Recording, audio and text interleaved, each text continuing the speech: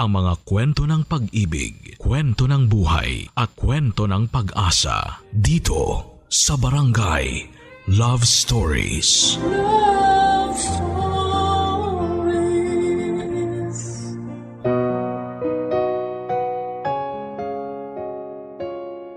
Kapag binigyan tayo ng Diyos ng kakayahang tumulong sa ating kapwa, huwag tayong magdalawang isip na magbahagi. Huwag nating ipagdamot ang mga bagay na pwede nating ibigay upang mapagaan ang kanilang buhay. At kahit na wala silang maisukli sa kabutihang nagawa natin, huwag pa rin tayong tumigil sa pagtulong at paggawa ng mabuti sa ating kapwa. Yan ang eksaktong karanasan na gustong ibahagi ni Ralph sa ating programa ngayong araw. Umaasa siya na sana'y kapulutan ng aral at inspirasyon ng mga kabarangay natin ang kanyang kwento. Sapagkat ito ay hindi lang tungkol sa pagtulong sa mga nangangailangan, kundi may tamang pagtulong na hindi ka maaabuso. Gusto mo na bang makarelate sa kanya? Tunghayan natin ang kanyang storya sa mga kwento ng pag-ibig, buhay at pag-asa sa nangungunang Barangay Love Stories. Dear Papa Dudut, good day sa inyo at sa mga kabarangay natin na kagaya kong fan na fan ng Barangay Love Stories. Ako nga pala si Ralph, 32 years old, may coffee shop business dito sa Quezon City at nagtatrabaho pa rin bilang virtual assistant sa gabi. Bata pa lamang ay pangarap ko na talagang magkaroon ng negosyo. At sa edad kong ito ay wala pa akong sariling pamilya dahil hindi ko pa naman yon prioridad. Sabi ng mga kaibigan ko, mag-girlfriend na raw ako o di kaya ay dumiretso na sa pag-aasawa. Pero lagi ko lang silang sinasagot na busy pa ako sa pagpapayaman.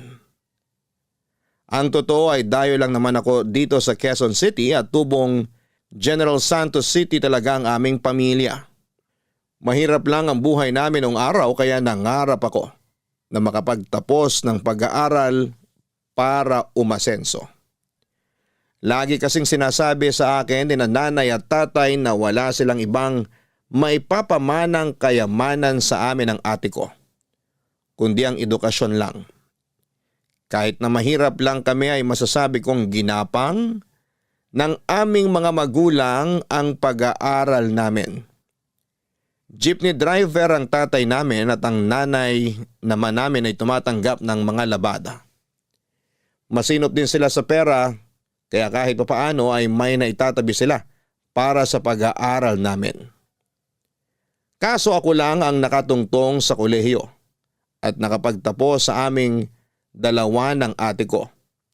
Matapos niyang maagang nag-asawa at nagkaanak. Para makatulong sa mga magulang namin, nag-working student ako bilang tauhan sa isang computer shop sa lugar namin para matustusan ang pangbaon ko sa eskwelahan. Ginagawa ko yon tuwing uwian namin sa hapon hanggang alas 12 ng madaling araw.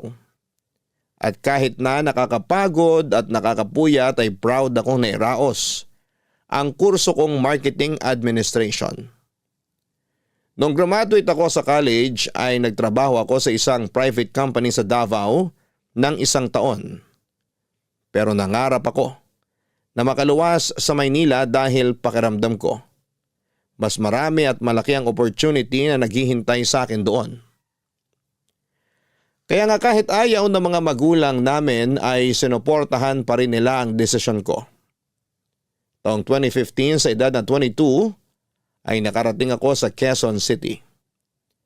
Nagkataon kasi na may inaplayan ako ritong trabaho na nangangailangan ng relokasyon kaya sinamantala ko na. Tumagal din ako sa naturang kumpanya ng 5 taon bago nag-pandemic kung saan ay kasama ako sa mga inalis sa trabaho. Pero hindi ako nawalan ng pag-asa at naghanap kaagad ako ng ibang mapagkakakitaan. At doon ako napunta sa mundo ng pagiging virtual assistant.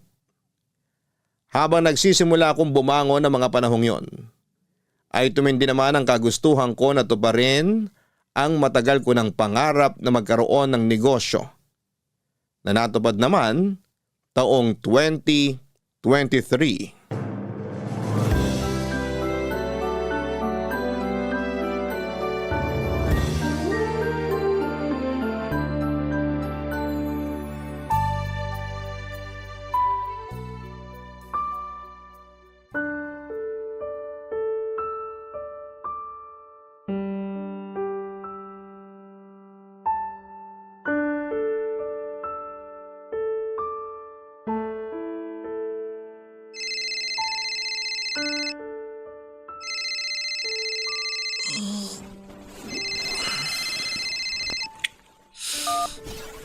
Hello? Hello, Ralph? Sino to? Anong sino to? Ako to, yung ate mo. Ay, sorry ate. Kagigising ko lang eh. Wow, tanghaling tapat na ngayon ka palang gigising. Iba talaga kapag mayaman na. Ayos lang kahit tanghaliin ng gising at hindi masyado magbanat ng buto. Ano ka ba? Hindi ako mayaman. Kaya ako tinanghali ng gising kasi napuyat ako sa trabaho ko kagabi. Sus, maniwala ako sa'yo. Baka ini-eme mo lang ako ah. Anong ini-eme? Chinacharot, niloloko. Baka sinasabi mo lang na nagtatrabaho ka sa gabi para yun ang paniwalaan namin dito sa probinsya. Pero ang totoo, pag gimmick-gimmick ka na lang. Yun ang totoo. Napuyat ako dahil sa trabaho. Bakit naman ako magsisinungaling sa inyo? Baka kasi akala mo na hindi pa namin alam ni nanay at tatay dito, isama mo na rin yung iba nating kamag-anak na nakapagbukas ka na ng negosyo dyan sa Manila. Ayaw mo lang ipaalam sa amin na big time ka na at asensado. Unang-una, di ko naman tinago sa inyo na may negosyo na ako dito. Alam nyo naman na matagal ko ng pangarap yun, di ba? Ipinangalan ko pa nga kina nanay at tatay yung coffee shop ko eh. Pangalawa, may binabayaran ako mga tauhan at renta ng pwesto. Kaya kailangan ko pa rin magtrabaho. Kabubukas pa lang ng coffee shop ngayong taon. Hindi pa masyado kumikita yun. Kaya saan galing yung mga pinagsasabi mo na chinacharot ko kayo? Tsaka sinong big time? Para sabihin ko sa'yo ate, may mga binabayaran pa rin akong bills dito. Nagigipit pa rin ako. Kumpara naman sa buhay namin dito sa probinsya, nasa mas maayos na kalagayan ka naman dyan sa Manila eh. Siyempre ang hirap-hirap kaya na may tinataguyod na mga anak. Buti ka nga solo mo lang ang pera mo, ako, wala lang ang pera. Kung meron man, hahatiin ko pa sa mga anak namin ang kinakasama ko. Uy, teka. Hindi naman tama na isumbat mo sa akin yung mga pinagkakagastusan nyo ng pamilya mo. Hindi ko naman sinusumbat. Pero nagkukumpara lang ako ng ganito o ganyan. Kaya wag na wag mong sasabihin na nagigipit ka. Kasi mas may gipit pa rin sa'yo at kami yun ng pamilya ko rito sa probinsya. Ay, bakit ka ba tumawag, te? Kung wala ka nang sasabihin, ibababa ko na to. Gusto ko pa matulog. Inaantok pa ako. Ha? Ay, ano kasi? Sige na ate, tsaka na tayo mag-usap. Mamaya na, para ka naman tanga eh. Wow, ako pa talaga yung tanga? Sino pa nga ba? Tayo lang naman magkausap dito. Bakit ka nga kasi tumawag? Ito naman masyadong mainipin. Ano nga kasi? Inaantok na ako, bababa ko to. Uutang sana ako. Ano? Ano ba yan? Ulit-ulit naman Sabi ko uutang sana ako. Kasasabi ko lang na marami rin akong gastos dito, di ba? Oo nga. Pero may inaasahan ka naman pera na susweldohin dyan sa trabahong sinasabi mo. Idagdag mo pa yung negosyo mo. O diba? Tiba-tiba ka rin Ang labo ng katwiran mo. Hindi nga ako tiba-tiba dito. Hindi raw. Ganun na rin yon. Kaya pautangin mo na ako kasi sobrang gipit kami ngayon. Alam mo ba, sunod-sunod kami nagkasakit ang mga pamangkin mo. Ubo, sipon, tsaka lagnat. Hawa-hawa na. Wala na rin kaming bigas na maisasaing. Kaya lalo ko nangangayayat Yung kinakasama ko naman sakit ang ulo pa rin. Tapos yung iba mong pamangkin sarili lang iniisip. Kulang na lang mapanot ako sa konsumisyon. Kaya maawa ka naman sa akin na ate mo. Ibabalik ko naman sa iyo yung perang uutangin ko Alam ko na pinaghirapan mo yun. Sige na Ralph, pautangin mo na ako. Ay, ano pa nga bang magagawa ko? Alam ko naman hindi mo ako titigilan hanggat di kita pinauutang Wala lang talaga ako malalapitan. Kapag sa iba naman ako umutang, itutubuan nila ng malaki. Kaya imbis na makabahid ako agad, lalo kong nalulubog. Kaya parang awa mo na. Pagbigyan mo na ako. Palibasa, alam mo na hindi kita matitiis. Salamat talaga Ralph. Hulog ka ng langit.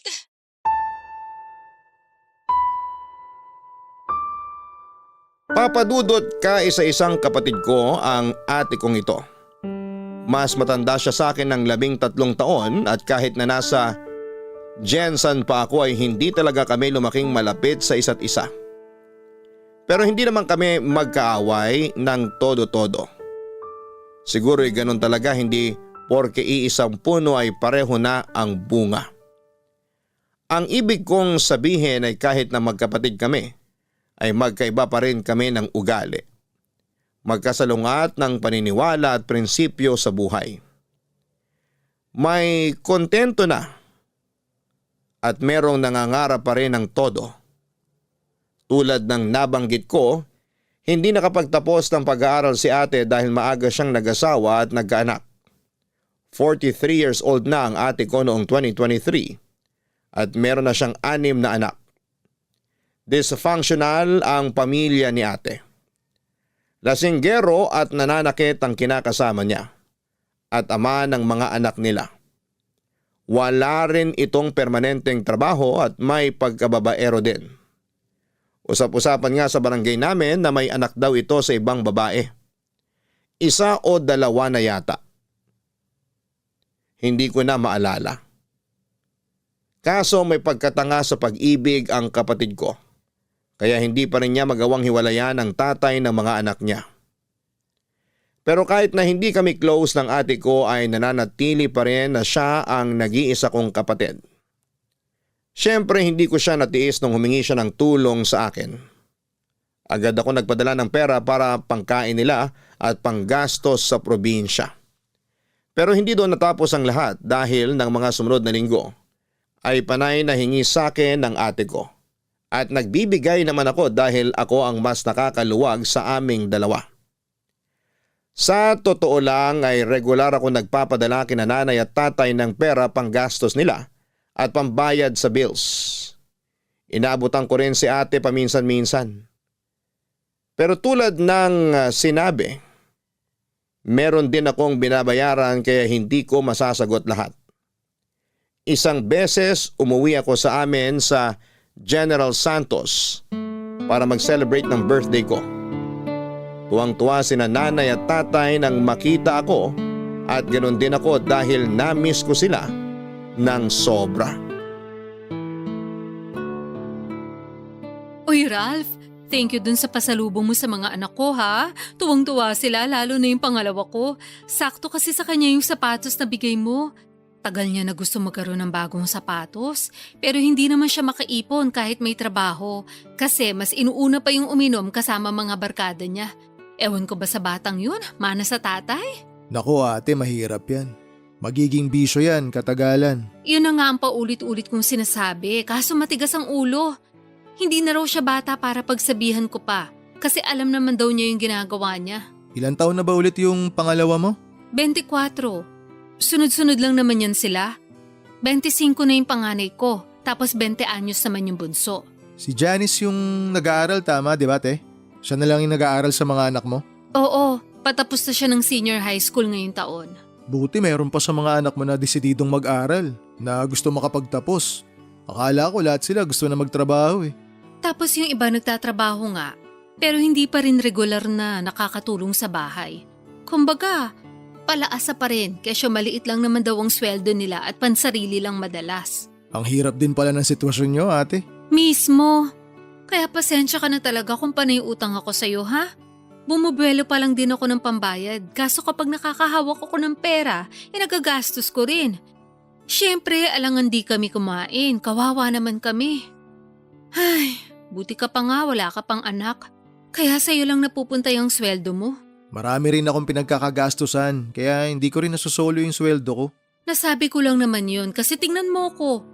Naturing nga maraming anak pero karamihan pulpol at hindi naman maaasahan. Parang ang malas-malas ko sa mga anak ko. Kung alam ko lang na magiging suwail sila at pala sagot sa akin pagtanda, aba, sana pinalaglag ko na lang sila nung buntis pa lang ako. Ano ba mga pinagsasabi mo dyan ate? Matakot ka nga sa Diyos. Wala na akong kinatatakutan kasi naranasan ko ng magutom at maghirap ng todo-todo. At saka kung totoong may Diyos, bakit ganito kamiserable ang buhay namin? Bakit di ako binigyan ng mga anak na hindi ko naman pala makakatulong sa buhay? Pati na rin kinakasama, sakit sa ulo. Sakit din sa bulsa dahil wala ring maayos na pinagkakakitaan. Pero di ba choice mo naman yan? Anong choice ko?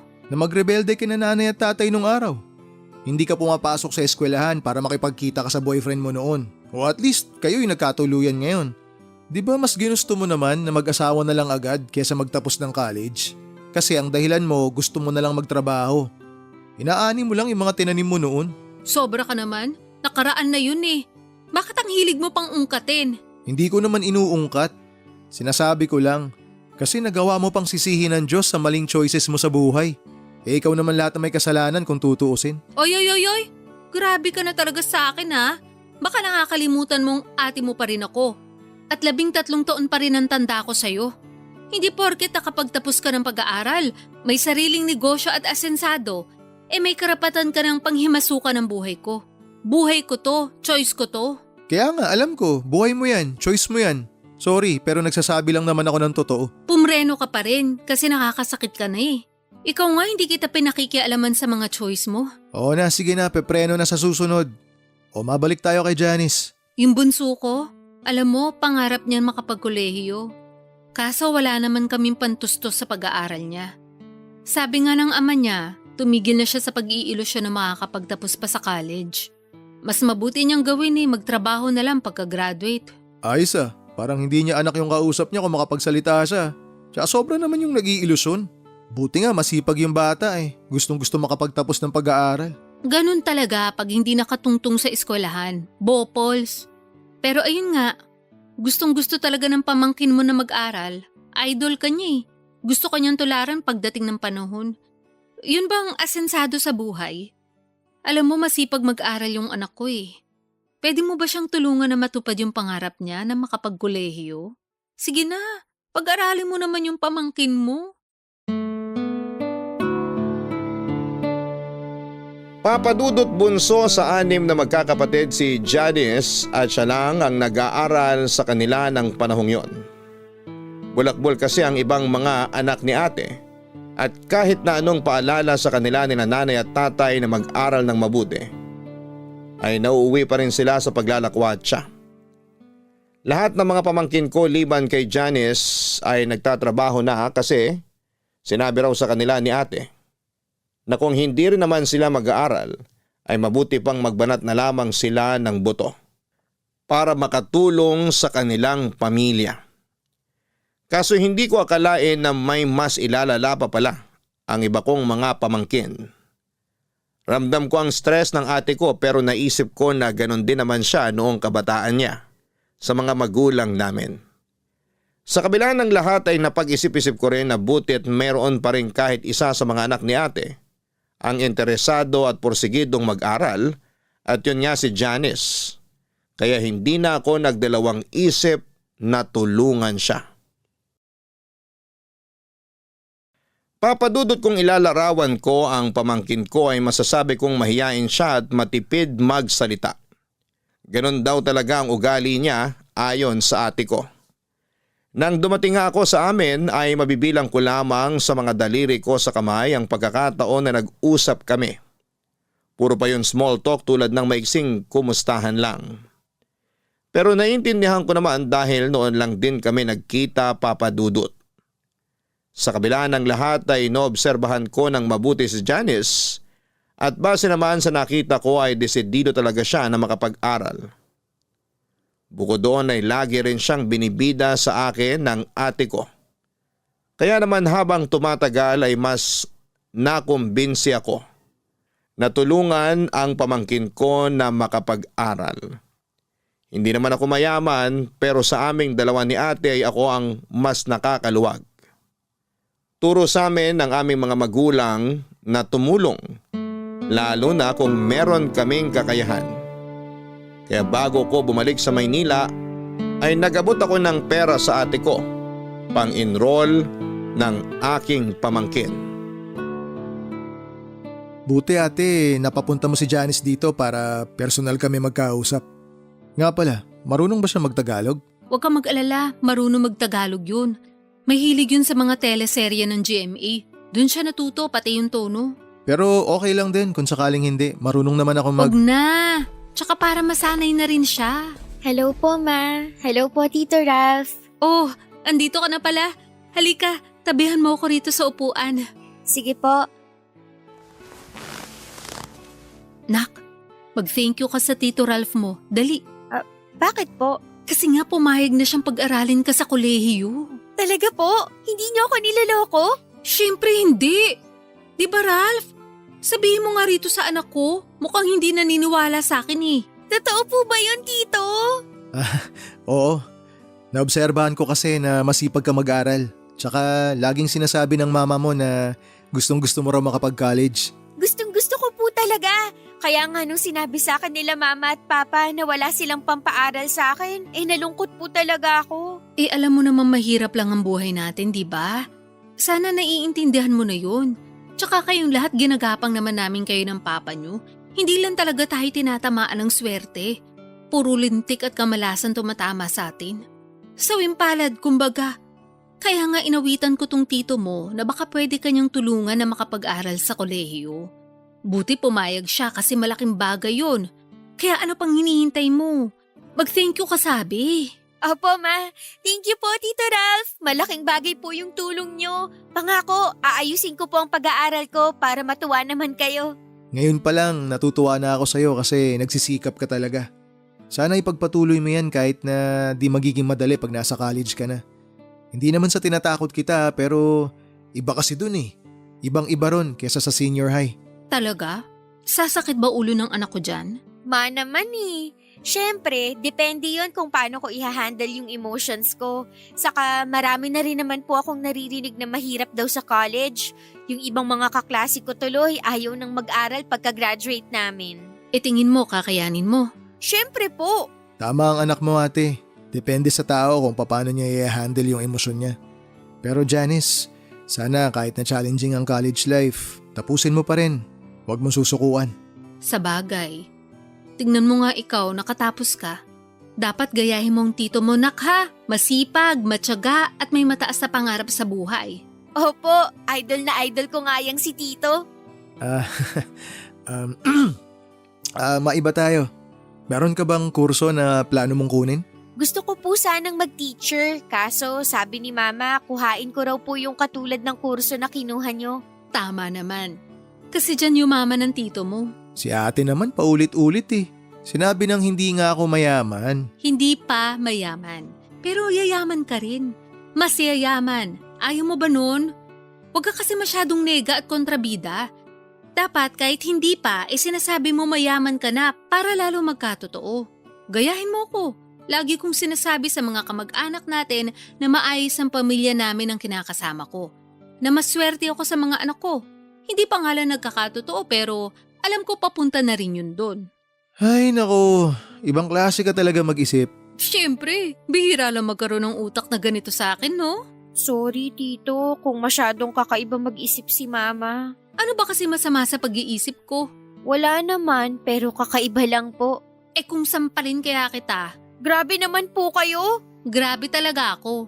Alam ng tito mo yan eh, pati ng lolo at lola mo. Tsaka ng mga kapitbahay natin at mga kamag-anak natin. Alam mo ate, yung mga ganyan mo, hindi mo dapat pinagmamalaki yan. Ay teka, isa ka rin eh. Kung grabe ako, mas grabe ka sa akin. Nagsasabi lang naman ako ng totoo no. Ikaw ang grabe. Nakuha mo pa talagang ipagmalaki sa anak mo yung mga kabulastugan mo noon? Tama naman sinabi ni Tito, kaya wag niyo na po siyang pagdiskitahan, Ma. Ay naku, pinagtulungan niyo pa ako magtito. Nakakainis kayo ha. Lo, si Mama. Akala mo naman susuyuin namin siya. Papadudot masaya si ate sa perang ibinigay ko para makapag-enroll sa college si Janice. Dinagdagan ko pa yon ng sobra para may pambili ng uniform at gamit sa eskwelahan ang pamangkin ko. At nagdagdag ulit ako matapos sumirit ni ate. Pero aminado ako na nagipit ako ng kaunti dahil sakto na lamang pamasaya at allowance ko pabalik sa Maynila ang perang natira sa akin. Kinailangan ko patuloy galawin ang savings ko at mag-withdraw para meron akong extra money. Sa awa naman ng Diyos ay nakauwi naman ako ng matiwasay sa nirerentahan kong apartment sa QC. Fast forward. Nakagraduate na sa senior high school si Janice at inimbitahan ako ng ate ko na pumunta sa graduation ceremony niya. Pero hindi ako nakauwi dahil marami akong trabaho na mapipending at busy rin ako sa negosyo ko. Pero nag-send naman si ate ng picture ni Janice sa messenger. Nakuha nung graduate siya, kaya masaya pa rin ako. Nag-reply ako ng congratulations sabay hirit ni ate na kung pwede raw regaluhan ko ang pamangkin ko kasi wala naman daw itong natanggap na graduation gift. Pero wala naman akong maisip na pwedeng iregalo para kay Janice kaya sa huli pinera na lamang ni ate. Siya na lang daw ang bibili ng regalo para sa anak niya at sasabihin niyang galing sa akin. Mabilis na lumipas ang isang buwan, isang hindi inaasahang tawag ang natanggap ko mula sa pamangking kong si Janice Papadudut.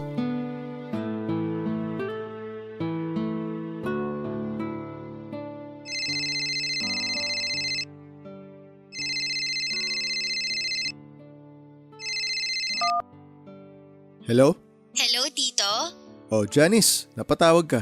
Opo pasensya na kayo kung naistorbo ko kayo. Baka lang may ginagawa kayo. Wala naman akong ginagawa. Bakit ka napatawag?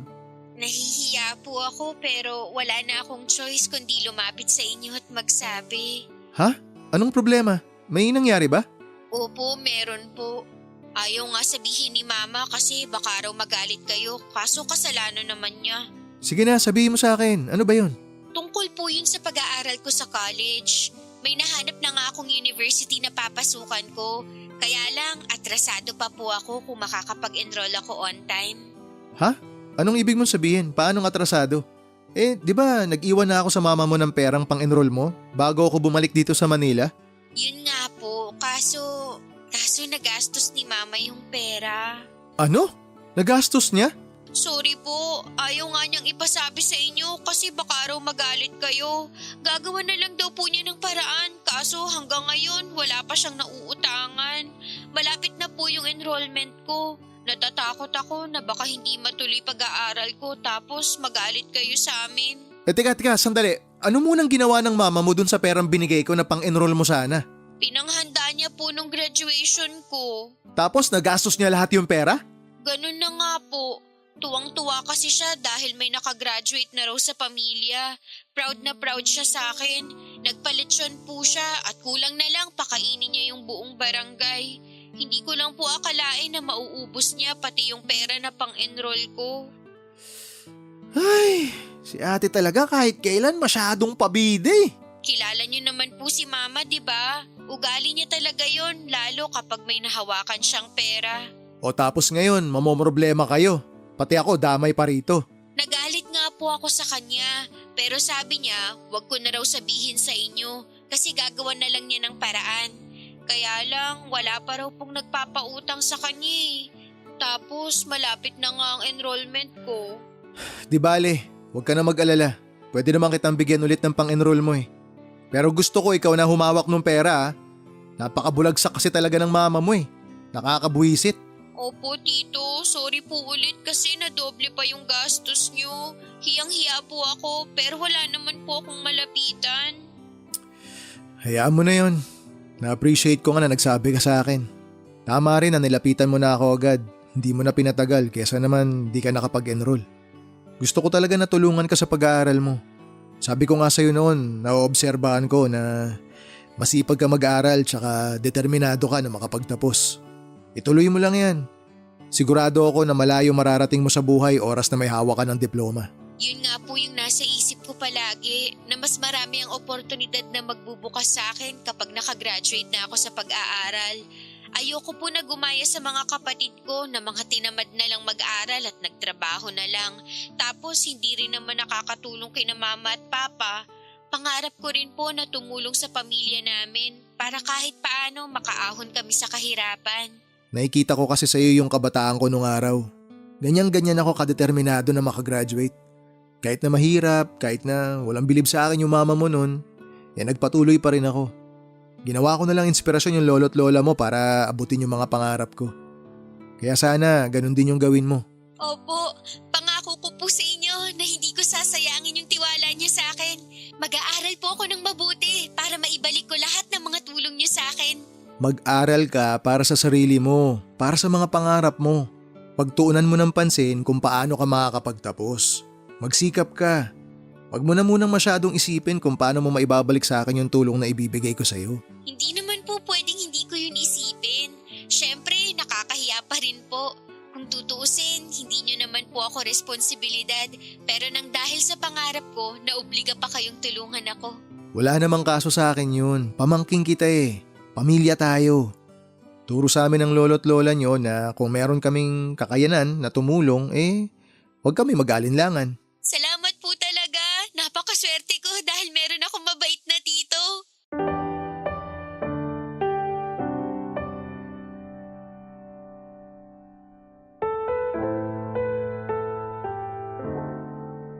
Papa Dudut, gano'n na lamang ang gulat at pagkainis ko kay ate nang malaman ko mula mismo sa anak niya kung ano ang ginawa niya sa perang nakalaan para sa enrollment, pambili ng gamit at uniform ng pamangkin ko. Pero pinigilan ko pa rin ang sarili ko na magalit dahil ayokong ipakita kay Janice. Ayoko matakot siya sa akin kaya naman kinontrol ko ang aking emosyon. Sa halip ay huminga na lamang ako ng malalim at nagbilang ng 10 sa isipan ko para kumalma. Pagkatapos ng pag-uusap namin ng pamangkin ko ay naisip ko na parang hindi ko namang kilala ang ate ko na may pagkagastador at ugaling mahilig magpabida sa mga kamag-anak namin at kaibigan niya. Kaya nga hindi siya nakakaipon dahil mahilig siyang bumili ng kung ano-ano. Hindi talaga siya magaling humawak ng pera at hindi rin naman niya gustong matuto, Papa Dudut. Noong taong ding yon ng 2023 ay nagpadala ng picture sa messenger ko si ate tungkol sa registration form ni Janice sa college. Excited ako at masayang-masaya para sa pamangkin ko. Alam ko na hindi magiging madali ang college life niya. Pero nakahanda naman akong tulungan siya financially para mairaos ang kanyang pag-aaral. Alam ko kasi ang kahalagahan ng edukasyon at yon ang gusto kong tumatak sa isipan niya. Hindi nagtagal ay nagsimula na ang klase at noong mga sumunod na buwan ay napansin kong dumalas ng dumalas ang paghingi sa akin ng pera ni ate kesyo marami raw gastusin sa pag-aaral ang pamangkin ko.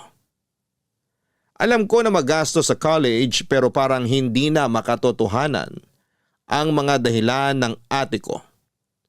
Bukod doon ay hindi ko rin makausap si Janice dahil bigla niya akong blinak sa messenger. Kaya hindi niyo ako masisisi kung magdududa ako dahil meron ng reputasyon ng pagiging sinungaling ang ate ko. Isang araw ay naisip kong umuwi sa amin nang hindi pinapaalam sa pamilya ko. Gusto ko silang sorpresahin pero hindi ko akalain na ako pala ang masosorpresa.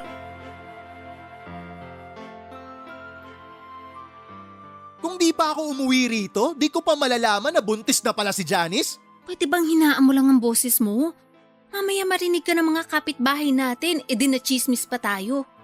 Buti pa sa mga kapitbahay may hiya ka, pero sa akin wala. Sobra ka namang magsalita. Bakit? Totoo naman eh. Sige nga, ipaliwanag mo. Kung may hiya ka talaga sa akin, kailan mo planong sabihin na buntis na pala yung anak mo? Sasabihin ko rin naman sa'yo, kaso bumubuelo pa ako eh. Baka magulat ka eh. Malamang! Magugulat talaga ako! Sabing huwag kang sumigaw, natuturete ako sa'yo eh. Sa anak mong nabuntis di ka natotorete? Dapat nag-aaral siya eh. Di sayang na ngayon yung pagkakataon. Imbis na makakatapos siya ng college, mag-aalaga na ng bata kasi nga magiging nanay na. Yun nga, hindi ko na nasubaybayan. Meron palang nakamabutihan dun sa eskwelahan. Tapos ayan na nga yun nangyari. Dapat kasi nabantayan mo yun. Paano ko malalaman yun? Sige nga. Bakit akong tinatanong mo? Dapat tanungin mo yung sarili mo. Kakausapin ko yung anak mo. Sa susunod na lang, stress yung anak ko eh. Huwag mo nang dagdagan. Ha? Paano siya na-stress? Ginusto niya yan tapos stress siya ngayon? Hindi kasi siya pinanagutan nung nakabuntis sa kanya. Tinakasan siya nung mokong na yon nung sinabi niyang buntis siya. Ay, anak naman talaga ng teteng oh. Kaya nga palipasin mo na. Sa susunod mo na lang kausapin pero wag mo namang pagalitan. Kawawa naman yung anak kong yun, baka mapano. Alam mo, Kasalanan mo talaga lahat to, ate. Paano ko naman naging kasalanan? Kasi masyado mong kinukonsinti yung anak mo. O yan tuloy kasi naging masyado kang maluwag. Naging masyado kang pabaya. Baka nakakalimutan mo na 20 anyos na siya, hindi na siya teenager. Tingnan mo kung gaano kabaluktot yung katwiran mo. Rason na pala ngayon yun. Porke 20 na, pwede na magbuntis. Pwede na maging ina. O ibabalik ko sa'yo yung sinabi mo. Baka nakakalimutan mo, ate. Ako ang nagpapaaral sa anak mo. O paano ngayon yun? Di hinto siya sa pag-aaral. Tungkol sa bagay na yan. O bakit ka natigilan dyan? Ituloy mo yung sasabihin mo. Ang totoo, tumigil na si Johnny sa pag-aaral eh. Ayaw na raw niyang pumasok, gawa ng nahihiya na siya sa mga kaklase at propesor. Ano? Tumigil na pala yung anak mo sa pag-aaral eh. Ba't tuloy-tuloy ka pa rin sa paghingi ng pera sa akin? Sinasabi mo para sa pang-aral niya. Kasi nga, bumabuelo pa ako kung kailan ko sasabihin sa'yo yun nangyari. Tapos sabi ng pamangkin mo, nahihiya daw siya sa'yo. Kaya ka nga niya blinak sa messenger ba yun? Nakita raw niya na marami kang chat sa kanya kaya nataranta siya. Natakot din siya na magalit ka sa kanya. Siyempre, magagalit ako sa kanya. Pati na rin sa'yo. Ilang beses nyo na ako niloko? Binibilog nyo lagi yung ulo ko? Kakapal na mukha nyo? Sobra ka naman. Para naman sa pamangkin mo yung pera na hinihingi ko sa'yo. Sa palagay mo, saan ko kukunin yung pera na panggastos sa check-up at mga kailangan sa pagbubuntis ng pamangkin mo?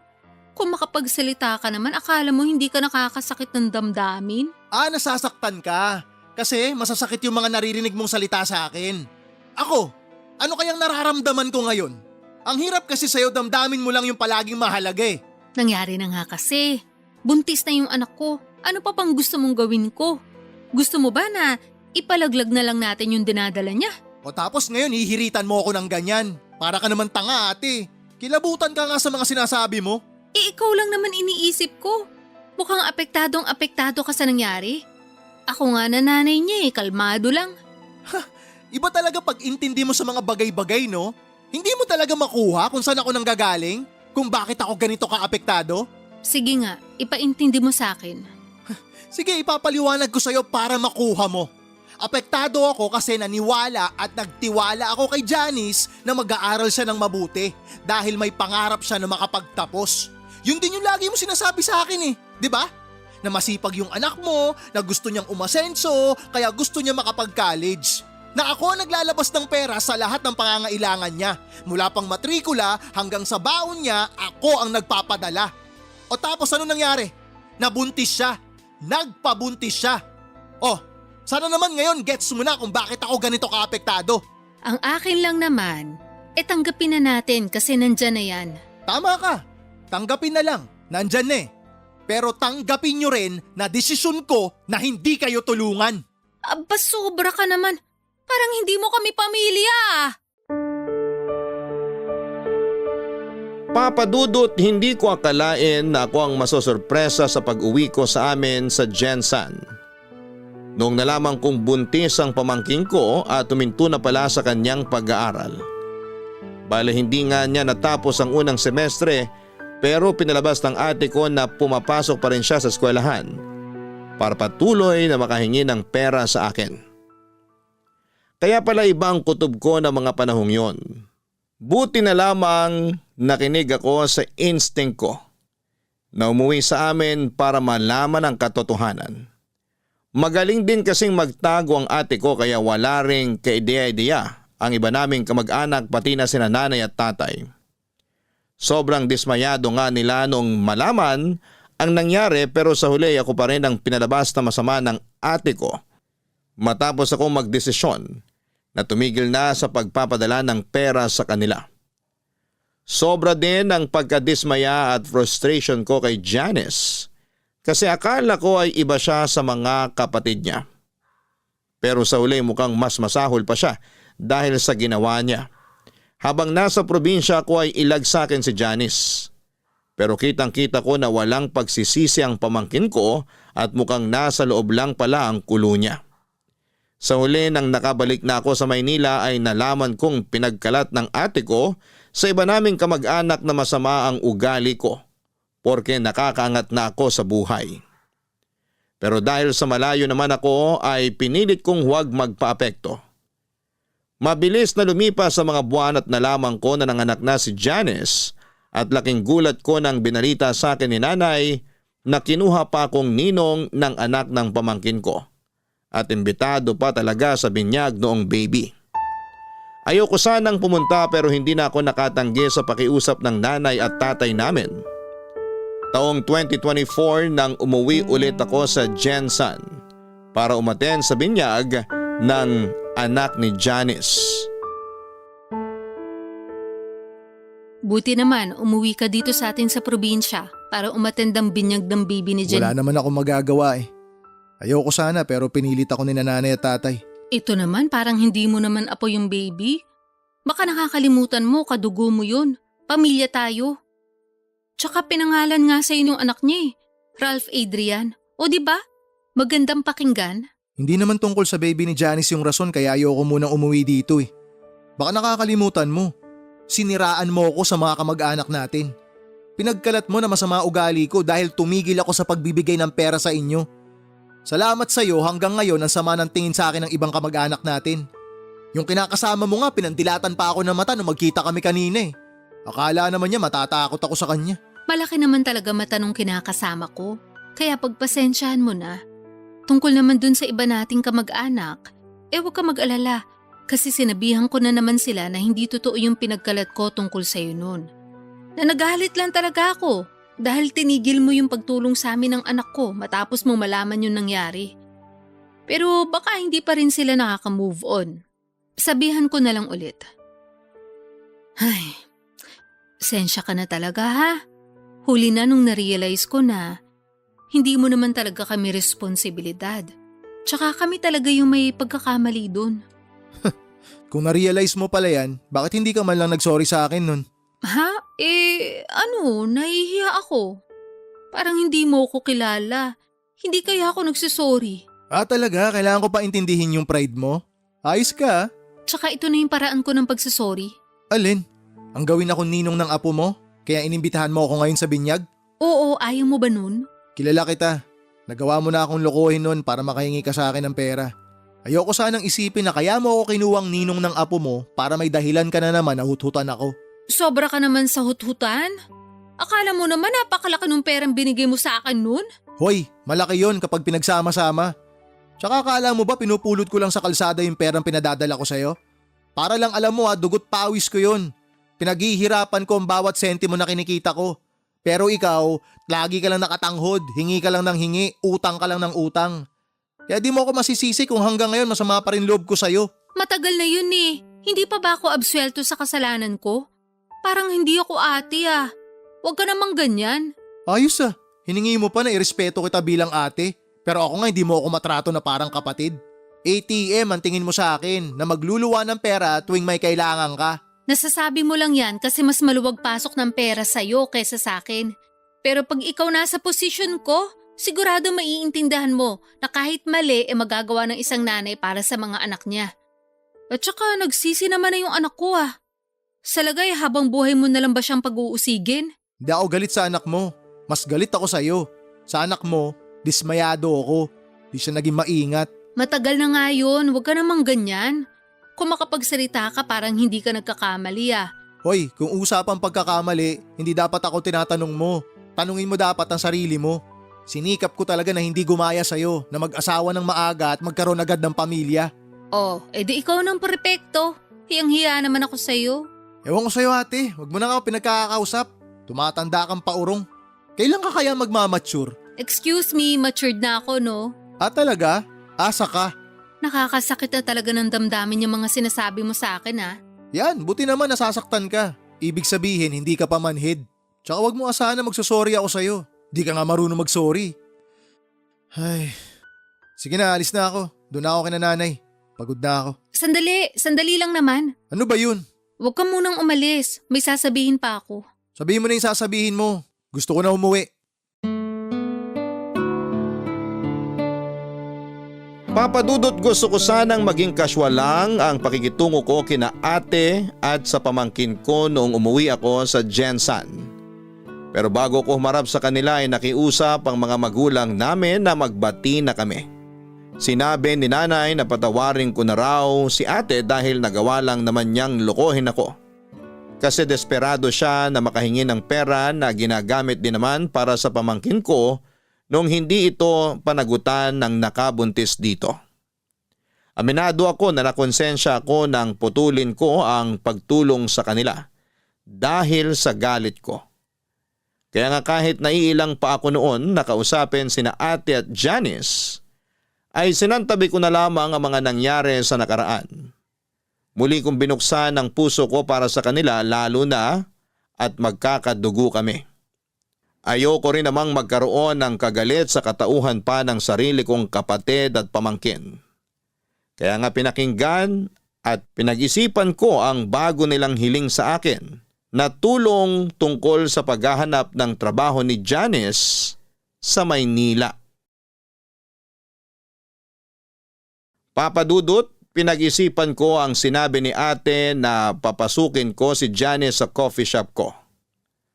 Bagaman wala pang bakante at nag-aalinlangan ako nung una ay tinanggap ko pa rin si Janice para maging barista sa coffee shop ko.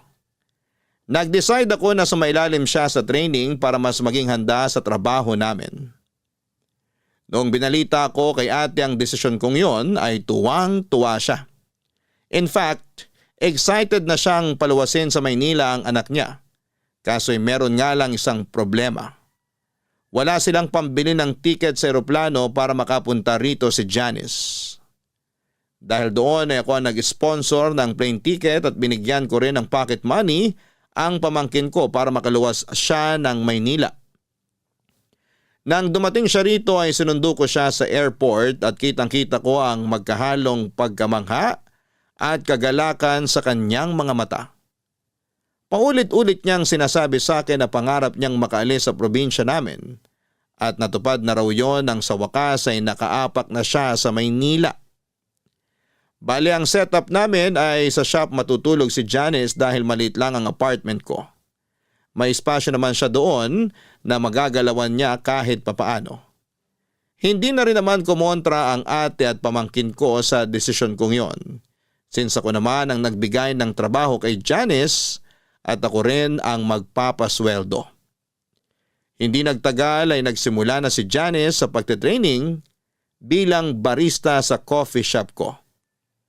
Ipinagkatiwala ko siya sa isa kong tauhan na bihasa sa ginagawa namin at nagsisilbi ko ring team leader. Kaso makaraan lang ang 2 linggo ay meron siyang nareklamo sa akin tungkol sa pamangkin ko.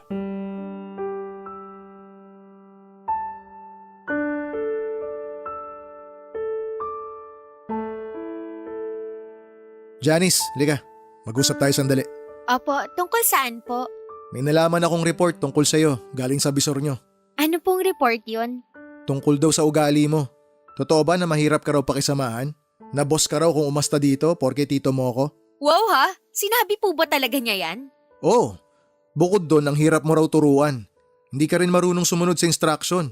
At ginagawa mo lang kung ano gusto mo. Mahilig ka raw magreklamo, puro ka pa cellphone. At naniwala naman po kayo sa sinabi niya? Nung una, syempre hindi. Kasi ayokong isipin na totoo yung mga sinasabi niya. Tsaka malaki ang tiwala ako sa'yo eh. Pamangking kita pero kailangan ko rin naman pakinggan yung mga empleyado ko at maging pata sa kanila. Kaya ang ginawa ko, pinanood ko yung CCTV footage nitong shop last week. At doon ko napatunayan na tama nga yung mga reklamo niya tungkol sa ugali mo. Sorry po, Tito. Ay, di ba nagkasundo na tayo nung umpisa pa lang na hindi kita tatratuhing pamangkin at hindi mo rin gagamitin yung pagiging magkamag-anak natin dito sa trabaho? Umuo ka. Sinabi mo pa nga na tama lang yun para maging pata sa iba. Bukod dun, ikaw ang bago dito. Kaya dapat hindi mo minamalditahan yung team leader nyo. Dahil sa ginagawa mong yun, parang lumalabas, binabastos mo na rin ako. Pal naman kasi yung team leader nyong yun. Masyadong sip-sip sa inyo, akala mo ko sino. Bakit? Tagapagmana nyo po ba siya? Ano sabi mo? Tinatanong ko kayo kung magiging tagapagmana nyo siya kasi wala naman kayong sariling anak, di ba? Anong koneksyon yan sa pagmamaldita mo? O baka naman may gusto siya sa'yo kaya gano'n na lang siya makasipsip. Hoy Johnny, sumayos ka. Saan ba pinagkukuha yung mga sinasabi mo? Sa obserbasyon ko lang naman. Akala nyo kayo lang ang marunong mag-obserba? Ako rin kaya. At yan ang mga nakikita ko. Masyadong sumbongera yung mga tauhan nyo, pero sipsip at plastikada naman. Akala mo kung sinong magaling, nagkakamali rin naman sila. Ako nga madalas nilang binubuli kasi baguhan lang ako. May isang beses na pinaglinis nila ako ng CR para may magawa raw ako. Tama ba yun? Bagong manicure pa naman ako noon, nasira lang tuloy mga kuko ko. Kailan nangyari yan? Sabihin mo, para ma-check ko sa CCTV. Hindi ko na matandaan. Basta nangyari talaga yun. Kung totoo ngang nangyari yan at pag napatunayan ko na binubuli ka nila, meron silang matatanggap na memo sa akin. Memo lang? Hindi nyo ba sila tatanggalin? Hindi ako pwede basta-basta magtanggal ng empleyado lalo't walang mabigat na dahilan. Tsaka may proseso yan. Kaya nga memo muna kasi first offense pa lang. Bukod doon, matagal na rin sila sa akin. Wala namang ganitong insidente bago ka dumating eh. Ibig sabihin, ako lang talaga panira rito? Wala naman akong sinasabing ganun. Ganon na rin yun eh. Sinasabi nyo na ako lang panira dito sa negosyo nyo. Grabe, ang unfair nyo naman hindi nyo naman kaano-ano yung mga yon. Ako kaya ang pamangkin nyo rito.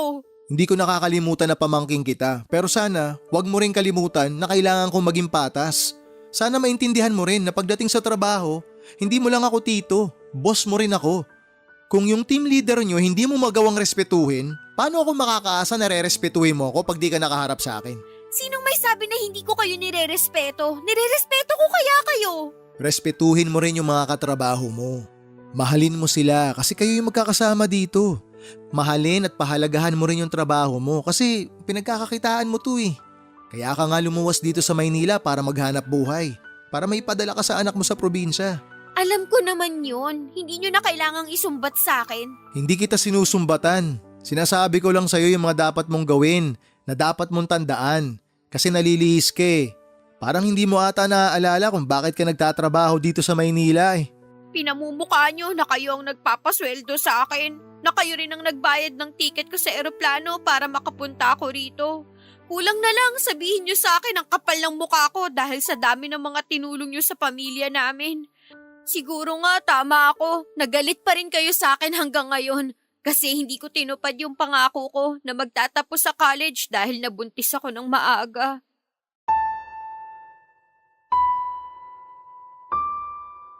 Papa Dudut, hindi ko akalain na may tinatagong ugali ang pamangking ko na noong ko pa lamang nakita. Ang bastos niya na sinasagot-sagot niya ako samantalang bilang boss niya ay pinagsabihan ko lang naman siya. Wala akong masamang intensyon at gusto ko lang maging patas sa mga tauhan ko. Ayoko na porke pamangkin ko siya ay hindi ko na siya sasawayin. Kaya nga tulad ng sinabi ko ay binalikan ko ang CCTV footage sa shop namin para panoorin at pakinggan ang buong 2 linggong recording ng maghapon na nasa shop sila para hanapin yung sinasabi niyang pambubuli sa kanya. Pero wala akong nakita. Sa halip ay kabaliktaran noon ang napanood at narinig ko. Si Janice talaga ang bully sa mga kasamahan niya at palagi niyang ginagamit na pamangkin siya ng may-ari. Habang tumatagal, lalo pang sumasakit ang ulo ko sa pamangkin ko nang dumala sa mga report na natatanggap ko tungkol sa kanya mula sa mga kasamahan niya. Paladabog daw si Janice. Hindi rin siya ngumingiti kapag may customer. Bagay na lagi kong pinapaalala sa kanya na kailangan niyang gawin sa trabaho niya. Sa totoo lang ay stress na ako kay Janice dahil parang gusto niyang siya ang masunod sa sarili kong shop. Pero hindi pa pala doon natatapos ang sakit ng ulo ko sa kanya. Nang tumawag sa akin si ate, nagalit kesyo nakarating sa kanya ang balita na pinagsabihan at pinagalitan ko si Janice tungkol sa aming trabaho.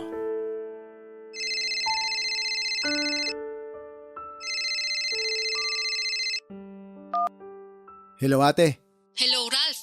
ba't ka napatawag? Ano yung nakarinig sa akin na inaapay mo raw dyan yung anak ko? Ha? Huwag mo kong inaha dyan. Alam kong narinig mo yung sinabi ko. Ano yung pinagsasabi mo? Walang pang-aaping nangyayari dito. Hindi inaapi si Janice sa trabaho. Hindi raw. Ano yung sinumbong sa akin ng anak ko? Sige nga. Hindi ko alam kung ano pinag-usapan niyo. Bakit? Ano ba mga sinumbong niya sa'yo? Sinabi lang naman niya sa akin na binubuli niyo raw siya dyan. Tapos nagsumbong daw siya sa'yo. At mas kinampihan mo pa raw yung iba mong mga tauhan. Aba Ralph, sino ba sa kanila ang pamangkin mo? Oo nga, pamangkin ko si Janice, pero walang pambubuling nangyayari sa trabaho. Ibig mong sabihin sinungaling ang anak ko? Oo, nagsisinungaling siya. Dahil ako mismo ang nag-imbestiga sa reklamo ng mga kasamahan niya. Alam mo kung ano nadiskubre ko sa anak mo? Ano? Yung anak mo mismo ang bully. Binubuli niya lahat ng mga katrabaho niya. Huwag niya subukang itanggi dahil may ebidensya ako. Meron akong kopya ng CCTV footage kung saan huling-huli si Janice na nambubuli. Pwede ko ipadala sa'yo para sabay niyong panooring mag-ina. Para maliwanagan ka na may pagkasinungaling talaga yung anak mong maldita. Baka naman pwede natin pag-usapan to, Ralph.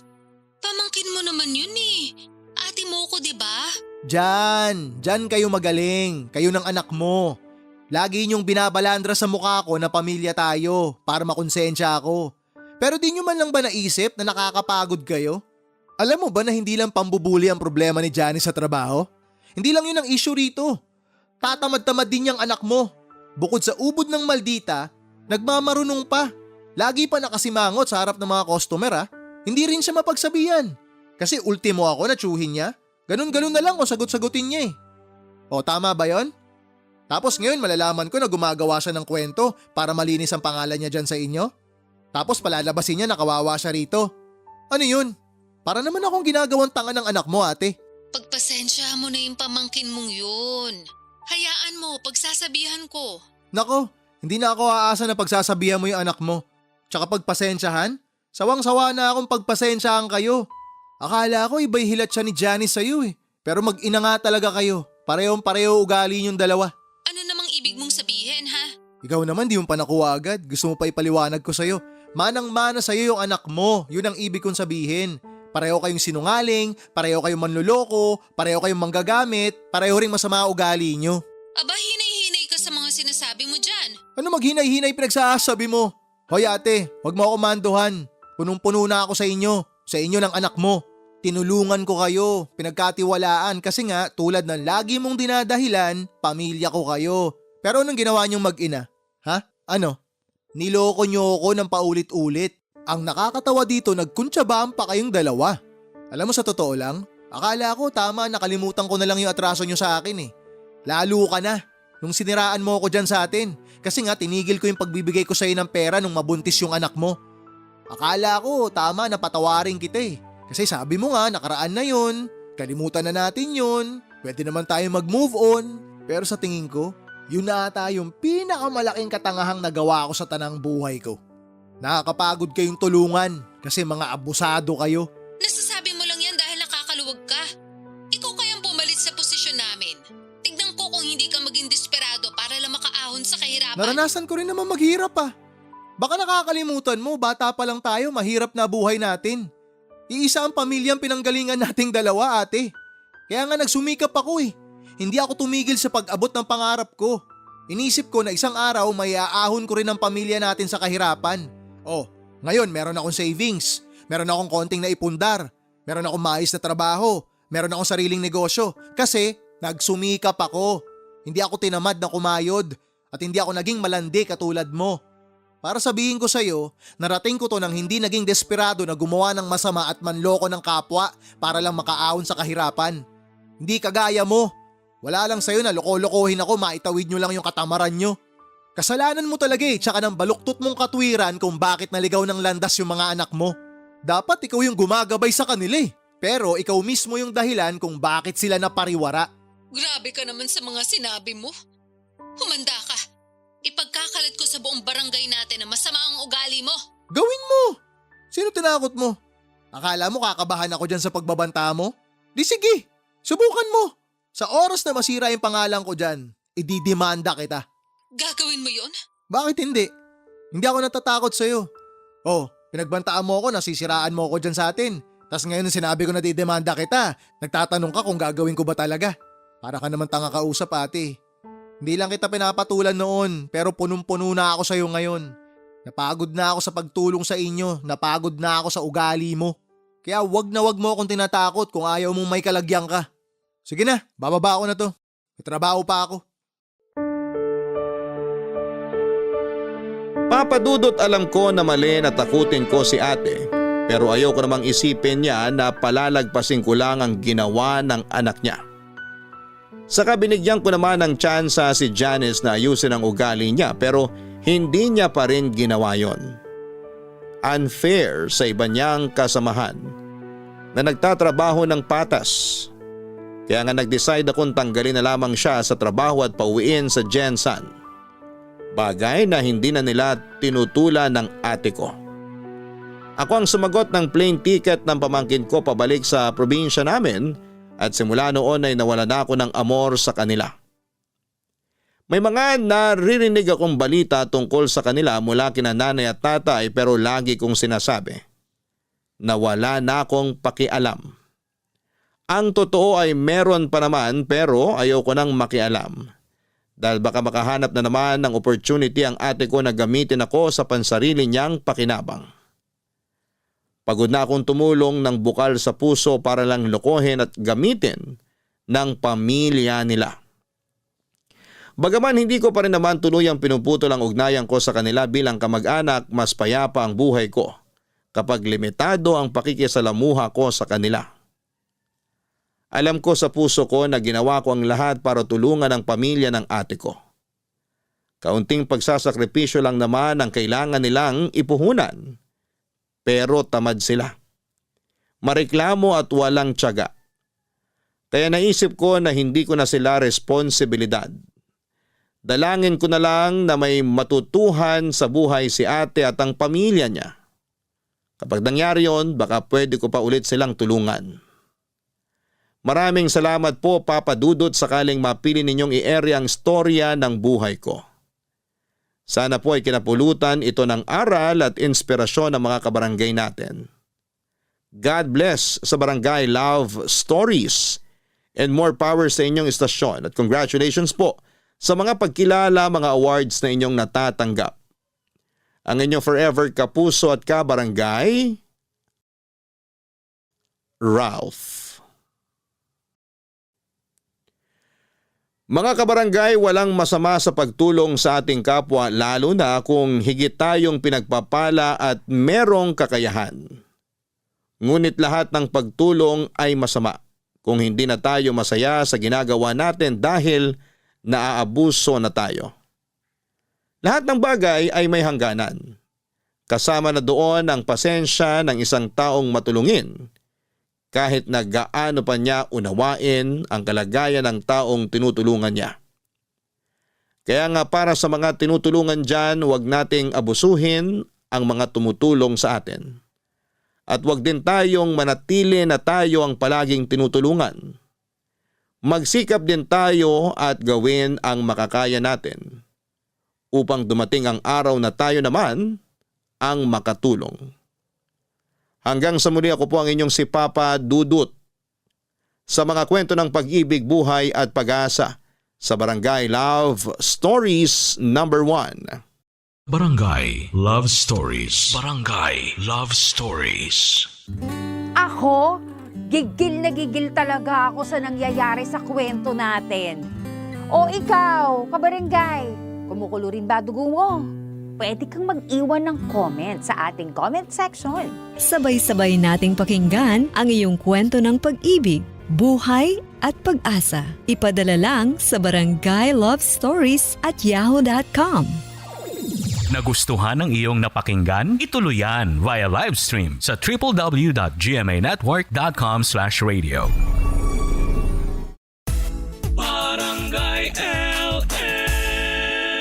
97.1 Forever! Mga kwento ng pag-ibig, kwento ng pag-asa at mga kwento ng buhay dito sa Barangay Love Stories. Love Stories.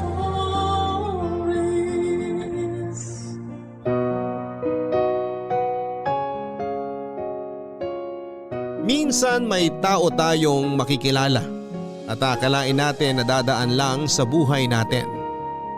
Pero sila pa pala yung magtatagal at kahit wala sa plano ay pwedeng maging panghabang buhay. Ang sulat na pinadala ng ating kabarangay na si Ann ang babasahin natin sa araw na ito. Isang babae na may simpleng pangarap para sa kanyang sarili at buhay pag-ibig. Lahat halos ay plinano na niya para sa sarili niya, pero magugulo nang dumating sa buhay niya si Jeff. Isang lalaki na kabaliktaran naman niya ang ugali at mga plano sa buhay. Hindi niya naisip noong una na pwede niya itong makasundo at magawang mahalin sa huli. Dahil ang buong akala niya hindi pwedeng magkasundo ang dalawang tao na magkaiba ng ugali. Kaya lang hindi magiging madali ang lahat para sa kanilang dalawa ni Jeff. Lalo na at minsan na siyang binitawan nito. Na dahilan para magawa niyang makakilala ng bagong tao na mamahalin. Si Andy na nagturo sa kanya at nagparamdam ng walang kapantay na pagmamahal. Pero sa huli ay malilito si Ann sa kung sino sa dalawa ang dapat niyang piliin. Si Jeff na isinisigaw ng puso niya pero minsan na siyang iniwan at sinaktan. O si Andy na pinili ng isip niya dahil handa nitong tanggapin ang lahat sa nakaraan niya. Excited na ba kayo na makilala si Ann at marinig ang kwento ng buhay niya? Handa ka na bang mainis at maiyak sa kwento ng sulat niya? Kagaya ka rin ba niya na minsang nalito ng dahil sa pag-ibig? Yung tipo na hindi mo alam kung alin sa isip at puso mo ang dapat mong mas pakinggan at sundin. Si Ann kaya, paano niya na-realize kung sino talaga ang mahal niya? Nagsisi kaya siya sa taong pinili niya? Malalaman natin ang kwento niya dito sa mga kwento ng pag-ibig, buhay at pag-asa sa nangungunang Barangay Love Stories. Dear Papa Dudut, napakahiwaga talaga ng buhay lalo na pagdating sa pag-ibig. Kasi may oras na akala natin ay kontrolado na natin ang lahat, lalo na kapag sinusunod naman natin ang plano na ginawa natin para sa ating sarili. Akala natin ay makokontrol na natin ang lahat sa sarili natin, lalo na itong puso natin na madalas ay pasaway pagdating sa pag-ibig. Hi Papa Dudut at sa lahat ng mga kabarangay na kagaya ko ay hindi pinapalampas ang bawat sulat na inyong binabasa. Tawagin niyo na lamang po akong Ann, 34 years old at nagtatrabaho sa isang lending firm. At gusto kong magbahagi ng kwento ko na alam kong pwede nang gawing telenovela sa sobrang dami kong pinagdaanan. Papa Dudut, ako yung tipo ng tao na mahilig gumawa ng mga plano para sa sarili ko o kaya ay sa ibang tao. Ayoko kasi ng may nasasayang na oras kaya hanggat maaari ay sinusunod ko ang lahat para wala akong panghihinayang sa huli. Kaya lang minsan talaga ay may darating sa buhay natin para baguhin ang pananaw natin, lalo na sa pag-ibig. Aaminin ko na medyo mataas ang standard ko noon pagdating sa mga nanliligaw sa akin. Lalo na nga nang makatungtong ako sa college kasi ang gusto ko ay kagaya ko na may pinag-aralan din. Kaya nang minsan na sinamahan ko ang kaibigan kong si Ina na ipaayos ang cellphone niya sa isang repair shop. Hindi ko pinansin ng lalaking kumakausap sa akin doon. Nakatambay lang siya sa may labas ng repair shop kung saan ko hinihintay si Ina na nasa loob at nagpapagawa ng kanyang cellphone. Nakipagkilala sa akin ang lalaki noon pero tiningnan ko lamang siya. Sinabi niya ang pangalan niya pero hindi ko ibinigay ang pangalan ko. Hanggang sa umalis na nga kami ng kaibigan kong si Ina, Papa Dudut.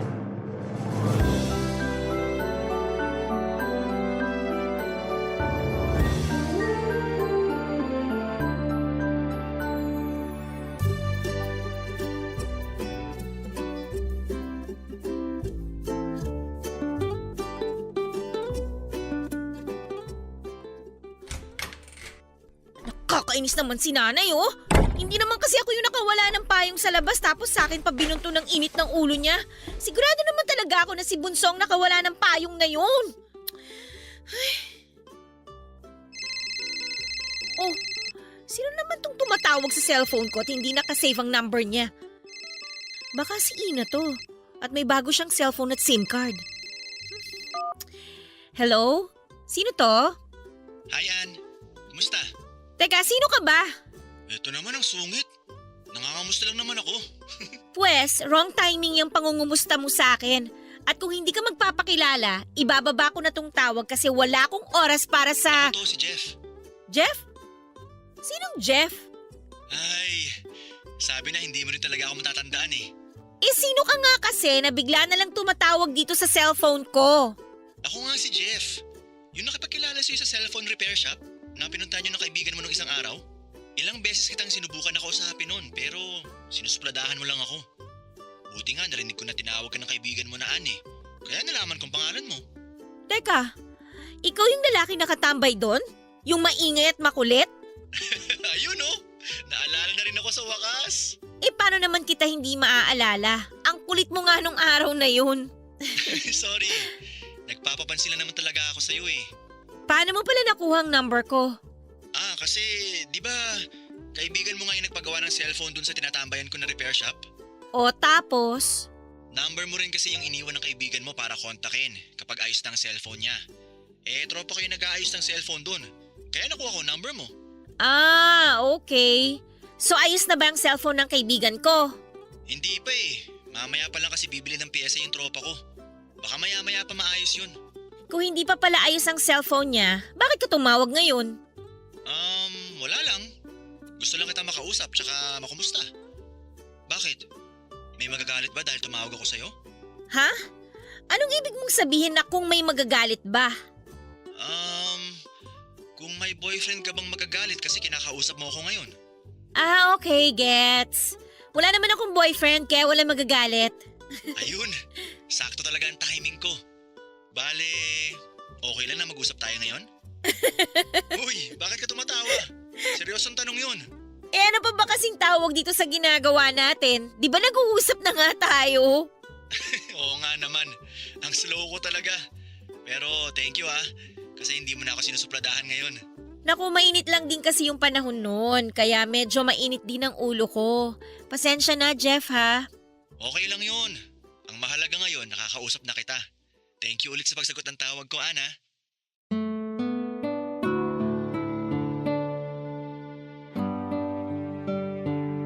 Papadudot nung una ay hindi ko alam kung bakit in-entertain ko ang tawag na yon ni Jeff.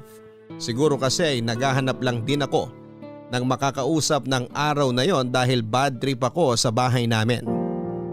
Pero nasundan pa ang mga araw na nagkakausap kaming dalawa. Bakasyon din kasi noon sa school namin kaya naman pampatanggal ko na rin ng inip sa bahay ang pakikipag-usap ko sa kanya. Hanggang sa hindi nagtagal ay niligawan na niya ako sa text at tawag. Enjoy din naman kausap si Jeff, Papadudut. Palagi siyang nakikinig sa mga kabadtripan na ikinikwento ko sa kanya. Pinapayuhan rin niya ako sa mga bagay-bagay lalo na kapag sumasama ang loob ko sa parents ko o mga kapatid ko. Feeling ko nga mas mature pa talaga siyang mag-isip kesa sa akin.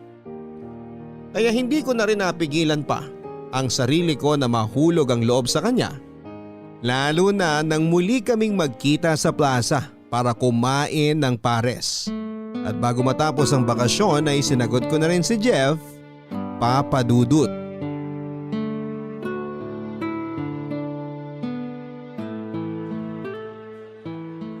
Kumusta ang unang araw ng mga klase niyo, bebe ko? Ayos naman. Medyo boring kasi yung unang subject namin kanina, hindi nagklase yung professor namin. Talaga? Ano lang ginawa niyo sa oras ng klase niya sa inyo? Pumasok lang siya ng classroom tapos nagbigay ng topic na kailangan naming gawa ng research paper. Grabe, di ba? Unang araw pa lang ng klase sa kanya, research paper kagad ang pinagawa niya sa amin. Ala, pwede pala yun? Yung hindi magklase yung professor niyo? Depende sa prof. Meron kasi talagang tamad magklase. Tapos ang gagawin lang nila, tatambakan kami ng research paper o iba pang gawain. Ang masama pa doon, yung nagpapa-exam sila kahit wala namang kaming natutunan sa kanila. Dapat yung mga ganyang professor, nirereklamo nyo na eh. Eh baka kasi bumaliktad kapag ginawa namin yun. Baka kami lang din ang mapasama kapag hindi naniwala yung ibang tao sa amin. Ay, ang hirap pala talaga maging college student. Ay, nga pala, nagtanghalian ka na ba? Hindi pa. Pero nandito ako sa kantin, hinihintay ko lang si Ina para sabay na kaming mag-lunch. Ayun na, nakita ko na siya, papalapit na dito. Bebe ko, baba ko na tong tawag ha. Sige, okay lang baby ko. Tawag ka na lang sa akin mamaya kapag may oras ka. I love you. I love you too, bye. Sinong kausap mo? Si Jeff. Jeff? Yung palagi mong ka-text at katawagan buong summer vacation? Yung lalaki nagpapakyut sa'yo sa may repair shop na pinagpagawan ko ng cellphone ko? Oo, siya nga. Bakit nag-I love you ko sa kanya? Boyfriend mo na ba siya? Ha?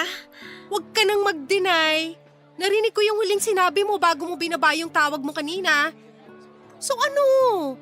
Boyfriend mo na nga yang si Jeff? Hindi. Aminin mo na kasi, namumula na yung tenga mo. At ganyan na ganyan ka kapag may tinatago ka sa akin. Sige na nga, aaminin ko na. Oo, boyfriend ko na nga siya. OMG! Sinota mo talagang lalaking yun, Ann? Bakit? Ano naman ang masama dun? Wala naman siyang girlfriend, wala siyang anak, at mas lalong hindi naman siya adik. Kahit na! Hindi pa rin kayo bagay kasi tambay lang siya tapos ikaw, nagsusumikap ka na makatapos ng pag-aaral mo. Grabe ka naman maka-judge. Hindi lang naman basta tambay yun si Jeff, may trabaho din yun. Anong trabaho naman yun? Yung pa-extra-extra niya na pagbabarker sa may sakayan ng jeep papunta sa bayan? Akala mo hindi ko alam yon? Madalas ko siyang nakikita doon, no? Oh, alam mo naman palang may trabaho siya eh, kaya hindi totoo na tambay siya. Basta, hindi pa rin kayo bagay. Kaya pag-isipan mong mabuti ang ginagawa mo na pakikipagrelasyon sa kanya. Ay nako, alam mo mabuti pa, bumili na tayo ng makakain natin kasi nagutom na ako sa kahihintay sa'yo eh. Papadudot, alam ko na magugulat talaga si Ina noon kapag nalaman niya ang tungkol sa pakikipagrelasyon ko kay Jeff. Malayo kasi talaga si Jeff sa kinikwento ko sa kanya na ideal guy ko. At sobrang magkabaligtaran din kaming dalawa. Kung ako ay nag-aaral ng college para makapagtapos at magkaroon ng maayos na trabaho. Si Jeff naman ay hanggang high school lamang ang natapos at nakontento na lamang sa pagsa-sideline niya. Medyo palayos din ako noon sa sarili, lalo na nga at nasa college na ako. Pero si Jeff naman yung tipo na madalas na parang walang pakialam sa itsura niya. Kung itsura naman ang pagbabasehan ay medyo gwapo rin naman siya. Ayun nga lang, wala talaga siyang effort na mag-ayos ng sarili niya. O kahit ng buhok lang sana niya. Kaya mas lalo siyang napagkakamala na tambay at walang trabaho ng ibang tao na nakakakilala sa kanya. Minsan sinasabihan ko siya tungkol sa bagay na yon pero sana raw ay hindi ko siya baguhin dahil ayaw niya raw talagang magbago. Lalo na at wala naman daw inagrabyado na ibang tao ang itsura niyang yon. Tama naman siya, papadudot sa sinabi niya. Hindi niya kailangan na magbago para sa ibang tao. Lalo na kung wala naman siyang inaapakan o nasasaktan. Ang mahalaga doon ay mabuti siyang tao na patuloy na nagpapakatotoo, papadudot. Papadudot, bukod sa itsura at estado sa buhay ni Jeff ay wala naman akong ibang naging problema sa kanya. Kasi mabait naman siyang tao. Gentleman din siya tapos ay malambing pa. Kaya naman mas lalo ko siyang minahal sa paglipas ng mga buwan sa relasyon naming dalawa. Kaya lang papadudot, sa mga nag-uumpisang relasyon ay palagi talagang may pagsubok na dumarating. Minsan para patatagin ang dalawang tao. Pero madalas ay para iparealize na hindi pa yon ang oras para sa kanilang dalawa. 6 na buwan na kaming magkarelasyon noon nang mamatay ang nakababatang kapatid ni Jeff dahil sa pagkalunod sa ilog. Mula noon ay nagbago ang ugali ni Jeff, papadudot. Naging tahimik siya, malamig ang pakikitungo sa akin at hindi niya na ako masyadong tinatawagan at kinakausap. Hanggang sa lumabo na nga ang lahat sa aming dalawa at tuluyan na kaming nag-break. Masakit yon para sa akin kasi si Jeff ang first boyfriend ko. Pero wala naman akong choice kung hindi ang mag-move on na lamang. Hindi ko na rin naman siya nakita at naramdaman pa. Hanggang sa makilala ko naman si Andy na schoolmate ko pero iba ang course. Naging close kami at naging magkarelasyon, Papa Dudut. Aray, Andy, nasasaktan ako. Ano ba? Sumunod ka na lang kasi sa akin para hindi ka na masaktan. Ang higpit na ng pagkakahawak mo sa braso ko eh. Bitawan mo na kasi ako. Tapos ano? Babalik ka doon sa lalaki na kamotor. Ano ba yung sinasabi mo? Tsaka sino ba yung tinutukoy mo? Sus, kunwari ka pa eh. Ano? Boyfriend mo yung nakamotor? Nakausap mo kanina? Boyfriend mo yun, no? Teka nga, hindi na kita maintindihan, Andy, ha? Paano kung magiging boyfriend yung lalaki na yun na ikaw ang boyfriend ko? Eh bakit kinakausap mo yung lalaking yun? Sino ba kasing tinutukoy mo? Pwede ba, Ann? Huwag mo na nga akong gawing tanga. Bago kita nilapitan sa plaza kanina, nakita kita na nakikipagtawanan ka dun sa lalaki na kamotor. Ah, yung lalaki na kaitim? Hindi naman ako nakikipagtawanan sa kanya, no? Nagtanong lang siya ng direksyon papunta sa munisipyo. Nagtatanong daw. Eh bakit nagingitian pa kayong dalawa kung nagtatanong lang pala siya? Halata masyado na kinikilig ka habang kausap mo siya eh. Ano, type mo siya? Kursunada mo siya? Andy, ayan ka na naman eh. Nagsiselos ka na naman ng walang dahilan. Alam ko yung mga galawan ng lalaking ganon. Kunwari nagtatanong ng direksyon pero ang totoo, cellphone number mo na pala yung kinukuha. Ano? Binigay mo yung cellphone number mo sa kanya, no? Syempre hindi! Kasi wala namang gano'n na nangyari. At kung tanungin niya man ako tungkol doon, syempre hindi ko ibibigay ang number ko, no? Ang sabihin mo, nakita mo na ako napapalapit sa'yo, kaya hindi mo binigay sa kanya yung number mo. Andy, wala ka ba talagang tiwala sa akin at ganyan talaga kababa ang tingin mo para pag-isipan mo ko ng masama? Palagi ka na lang ganyan eh. Palagi ka na lang nagagalit nang wala ka naman talagang tamang dahilan. May tiwala naman ako sa'yo eh. Wala akong tiwala sa mga lalaki na kapaligid sa'yo. Kung may tiwala ka talaga sa akin, alam mo na hindi na ako mag-entertain ng ibang lalaki kasi nga ikaw na ang boyfriend ko. Ikaw ang sinagot ko kasi ikaw yung mahal ko. Kaya kahit sino pang lalaki ang sumubok at pumorma sa akin, wala kang dapat na ikatakot. Kasi hindi ako maaagaw ng iba sa'yo. Ann, pasensya ka na. Alam mo naman na ayoko lang talaga na nakikita ka may kasama o kausap na ibang lalaki. Pero hindi ka pwede na palaging ganyan, Andy. Hindi pwedeng lahat ng lalaking makakausap ko pagseselosan mo. Nung isang beses nga nagkatinginan lang kami nung nagwawali sa gilid ng kalsada, inaway mo na kagad ako. Tapos nung kumakain tayo sa Tapsilogan, nagpasalamat lang ako dun sa service crew, sinabi mo na nakikipaglandian na ako kagad. Ano ba naman, Andy? Lahat na lang ba talaga pagseselosan mo? Mahal na mahal lang kita kaya ako nagagawa yun. Pwes, mali na yung paraan ng pagmamahal mo. Nakakasira ng relasyon nating dalawa yung ugali mo eh. Kaya kung wala ka talagang tiwala sa mga lalaki sa paligid ko, kahit ako na lang, Andy. Ako na lang at ang pagmamahal ko para sa iyo ang pagkatiwalaan mo.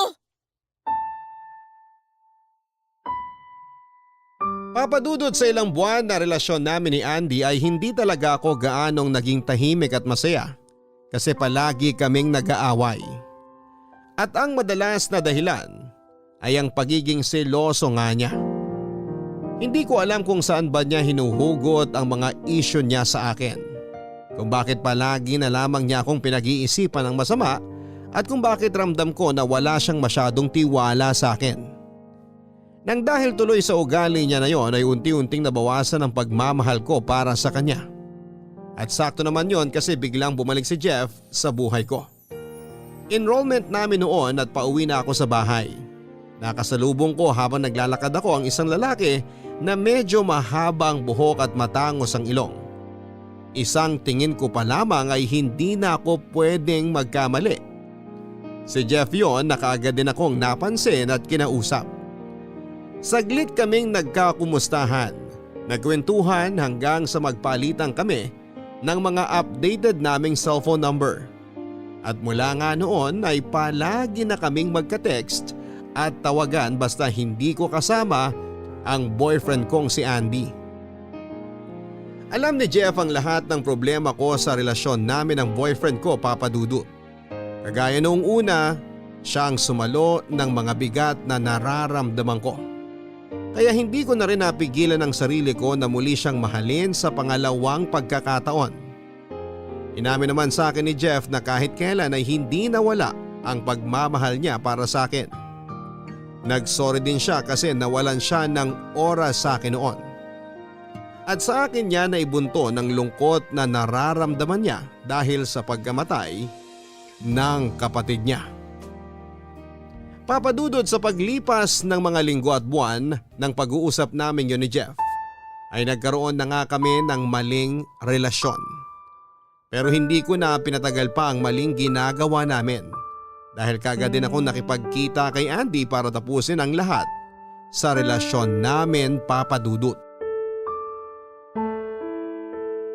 Ann, sandali! Mag-usap muna tayo!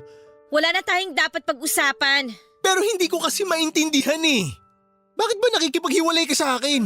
Sinabi ko naman sa'yo ang dahilan, di ba? Ayoko na sa'yo at ayoko na sa relasyon na to. Pero bakit nga? Dahil hindi na kita mahal. Ano bang mahirap intindihin doon? Andy, alam ko naman na alam mo na may problema dyan sa sarili mo. Lalo na dyan sa ugali mo, sa pagiging seloso mo. Pero di ba pinaliwanag ko naman na sa'yo yan? Hindi ko sinasadya yun. Yung mga oras na nasaktan kita dahil lang sa pagsiselos ko yun. Kasi nga masyado kitang mahal. Isa hindi na nga nakakatulong yung selos na yan eh. Masyado mo na akong nasasakal at nasasaktan. At yun talaga ang dahilan kung bakit ayoko nang ituloy tong relasyon natin. Ann, hindi mo na ba ako talaga kayang bigyan ng isa pang chance? Ilang beses na ba kitang pinagbigyan na ayusin yung sarili mo para sa ating dalawa? Ha? Pero hindi ka pa rin nagbago eh. Kaya ayoko na. Mag-break na lang tayo dahil wala na talagang maaayos sa ating dalawa. Ann, please. Nagmamakaawa ako sa'yo. Eto, luluhod ako sa harap mo. Huwag mo namang gawin sa akin to. Hindi ko kayang mawala ka sa buhay ko. Ann! Hoy Andy, huwag ka nga lumuhod dyan. Tumayo ka nga. Ayoko. Hindi ako tatayo dito hanggat hindi mo sinasabi na ayusin natin tong relasyon na to. Wala na nga kasi tayong dapat na ayusin. Hindi mo ba talaga naiintindihan yun? Ann, mahal na mahal kita. Mahal mo pa rin naman ako, di ba? Ilang beses ko bang kailangang ulitin sa'yo na hindi na nga? Wala na! Wala na talaga akong nararamdaman para sa'yo. Alam mo, bahala ka na nga sa buhay mo. Kung ayaw mong tumayo dyan, hindi na kita pipilitin. Basta wag mo rin akong piliting ayusin ang relasyong hindi na maaayos kahit kailan. Hindi pa tayo tapos mag-usap kaya huwag mo akong tinatalikuran. Nasasaktan ako, bitiwan mo nga ang kamay ko. Sandali! Oh, ayan. Bakit ako? Sa tingin mo ba hindi ako nasasaktan sa ginagawa mong pakikipaghiwalay sa akin ngayon? Mas lalo lang tayong magkakasakitan kung ipagpapatuloy natin tong lecheng relasyon na to. Wala na nga kasi tayong patutunguhan. Ano pa bang gusto mong marinig mula sa akin para maniwala ka na ayoko na? Ayoko na sa'yo at hindi na kita mahal. Sabihin mo sa akin, may ibang lalaki ka na ba? Ha? Okay, sige. Aaminin ko na. Meron! Bumalik ang first love kong si Jeff at gusto ko nang ayusin ang lahat sa aming dalawa. Sinasabi ko na nga ba eh. Sinasabi ko na nga ba may iba ka na eh. Kaya ang lakas ng lobo na makipaghiwalay sa akin. Lilinawin ko lang ha. Hindi lang si Jeff ang dahilan kung bakit ako nakikipaghiwalay sa'yo. Ikaw!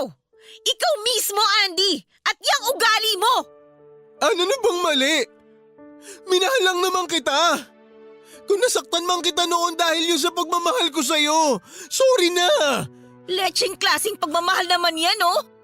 Konti na nga lang, malapit mo nang iparamdam sa akin na gusto mo na akong patayin dahil dyan sa paulit-ulit na pagsiselos mo! Kaya huwag mo isisi sa akin ang lahat kung bakit ako nakikipaghiwalay sa'yo. Kasi kung hindi mo ako sinakal sa relasyon na to, Andy, hindi sana mawawala ang pagmamahal ko para sa'yo!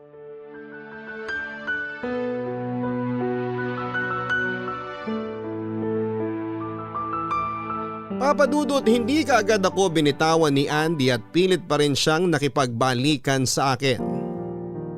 Kahit paulit-ulit ko na siyang iniiwasan at pinagtatabuyan. Hanggang may isang beses na nagkaharap sila ni Jeff at nasaktan siya nito. Hindi hamak kasi na mas malaki ang katawan ni Jeff kumpara sa payat na katawan ni Andy. Kaya kaagad na nasaktan at bumagsak si Andy sa ilang suntok na ginawa sa kanya ni Jeff. Pinagbantaan din siya nito na huwag na akong guguluhin pa kung ayaw niya muli siyang mabugbog ni Jeff. Na guilty ako noon, Papa Dudut, lalo na nang makita ko na bugbog talaga ang ex-boyfriend ko. Ganon pa man ay iniisip ko na lamang na kasalanan niya rin yon dahil masyado na siyang makulit sa paghahabol sa akin. Muli na nga naming inayos ang relasyon namin ni Jeff at sa pagkakataon na yon ay masasabi ko na mas mature na kaming pareho sa pag-handle ng relasyon namin, Papa Dudut. Papa Dudut, ilang buwan bago ang college graduation ko ay nabuntis ako ni Jeff. Pero hindi ako huminto noon sa pag-aaral hanggang sa makagraduate na nga ako na medyo malaki na ang tiyan ko. Pinanagutan naman ako ni Jeff at pinayagan na rin ako ng nanay ko na doon muna tumira kina Jeff habang nagbubuntis ako. Hindi pala ganon kadali ang makisama sa mga bagong tao sa ibang bahay, Papa Dudut. Sa bahay kasi ni na Jeff ay kasama namin ang mama niya at 3 pa niyang kapatid. May sarili naman kaming maliit na kwarto at mabait naman ang pamilya ng partner ko. Siguro sadyang nanibago lang talaga ako ng mga panahon na yon. Nang makapanganak ako ay kinumbinsi ko si Jeff na baka pwedeng bumukod na kami ng bahay. Pero ang sabi niya ay hindi pa raw namin kaya dahil sa mga gastusin na rin para sa baby namin. Sa isang factory na rin siya noon nagtatrabaho at maliit lamang ang kinikitang pera. Pero nangako naman siya na kapag nakaipon na siya ng pera ay bubukod na rin kami. At sa 2 taon naming pagsasama, pinanghawakan ko ang pangako niya na yon, Papa Dudut.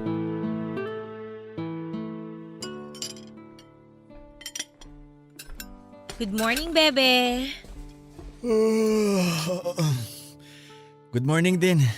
Anong gusto mong almusalin dito? Pandesal o itong puto na binili ni mama kanina? Pandesal na lang na walang palaman. Sige, ipagtitimpla na rin kita ng kape mo. Upo ka na lang muna dyan. Salamat. Uy, maaga nga palang umalis para mamalengke si mama kasama yung 2 kapatid mo. Si Bunso naman tulog pa sa kwarto niya. Si baby, kumain na ba siya? Oo, ang aga niya nagising kanina tapos nanghingi ng pagkain. Pero ayun, tulog na ulit siya sa crib niya. Talaga? Hindi ko na malaya na bumangon na kayo kanina. Ang lalim din kasi ng tulog mo, bebe. Ang lakas mo nga maghilik eh. Oh, eto na ang kape mo.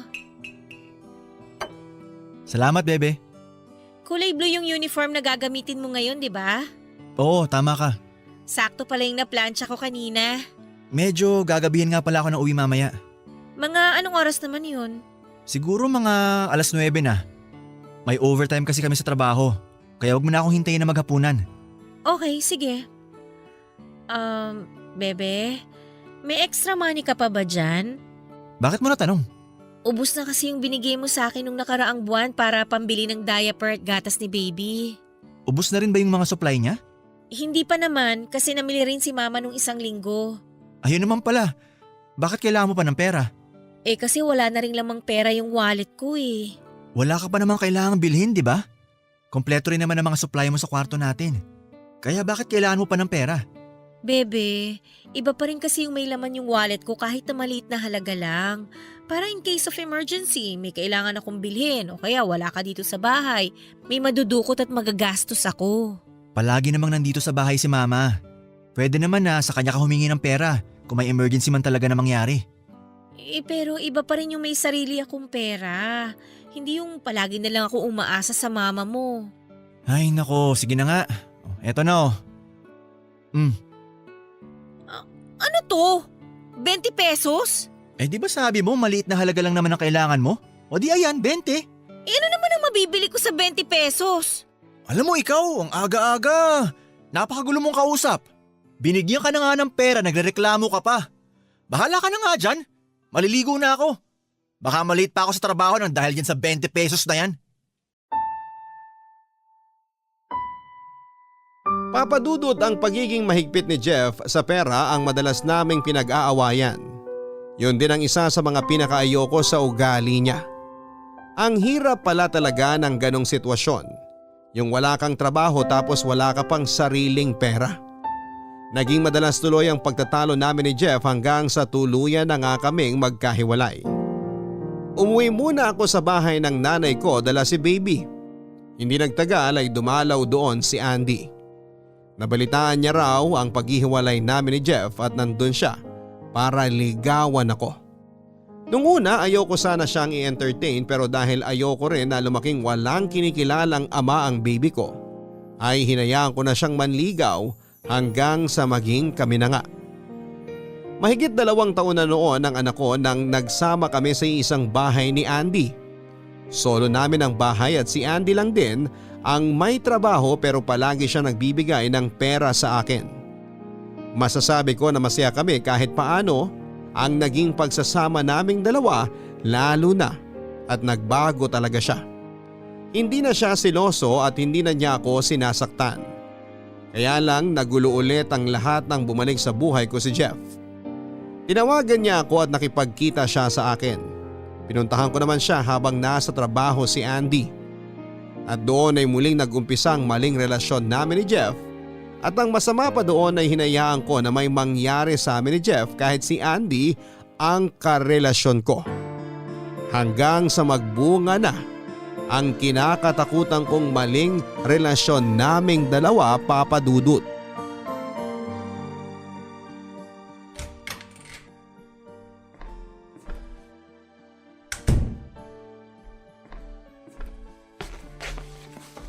Andy, nandito ka na pala sa bahay. Oo, wala kaming overtime sa trabaho ngayon. Oh, kumusta naman pala yung birthday celebration ng kapatid mo na pinuntahan mo? Ayos lang naman, kasi simple lang ang celebration na yon. Kumain ka na ba? Hindi pa, pero hindi naman ako nagugutom. Nasaan pala si baby? Iniwan ko muna kina nanay kasi pupunta raw doon yung isang tita ko at gusto makita yung anak ko. Ipaghahain na kita ha. May kanin pa naman dito tsaka ginisang munggo na niluto ko kaninang tanghali. Ano palang gusto mong… Uy! Ano ba yan, Andy? Bakit mo ako niyayakap? Ikaw may hindi ka sinasabi sa akin. Ha? Anong ibig mong sabihin? Mukhang wala ka pa ring planong ipaalam sa akin hanggang ngayon Teka, wala na talaga ako naiintindihan ha. Linawin mo nga yung sinasabi mo, Andy. Ay, sige na nga, sasabihin ko na. Eto, nakita ko kasi ito sa kwarto natin. Oh, saan mo nakita yung pregnancy test kit na yan? Doon nga sa kwarto natin. Bakit parang bigla kang nabingi? Ang nangyari kasi noon, naghahanap ako ng ballpen. Tapos chinek ko yung bag mo kung meron ka ron. Hanggang sa, eto nga, nakita ko na to. Naku, sorry Sorry kung nasira ako yung surprise mo para sa akin. Ha? Anong ibig mong sabihin na surprise? Eto, yung iso-surprise mo dapat ako na magkakaanak na tayong dalawa. Alam mo, grabe. Sobrang muntik na akong maiyak nung nakita ko to sa bag mo. Pinigilan ko lang. Iba yung sayang nararamdaman ko ngayon, Ann. Umaapaw. Sobrang saya ko na sa wakas. Magkakaanak na rin tayong dalawa. Magiging totoong tatay na ako. Andy. Oh, bakit nauna ka pang umiyak kaysa sa akin? Andy, sorry. Ha? Sorry saan? Andy kasi hindi ikaw ang ama nitong ipinagbubuntis ko ngayon. Ano? Anong ibig mong sabihin, Ann? Andy, sorry. Huwag kang paulit-ulit na mag-sorry. Ipaliwanag mo sa akin kung ano ang totoo! Sino talaga ang tatay ng baby niya sa tiyan mo? Bitiwan mong balikat ko! Mas masasaktan ka kapag hindi mo sa akin sinabi ang totoo. May lalaki ka? Ha? Sino lalaki mo, Ann? Sino nakabuntis sa'yo? Sabihin mo! Si Jeff ang tatay nitong baby ko! Yung gago na yon?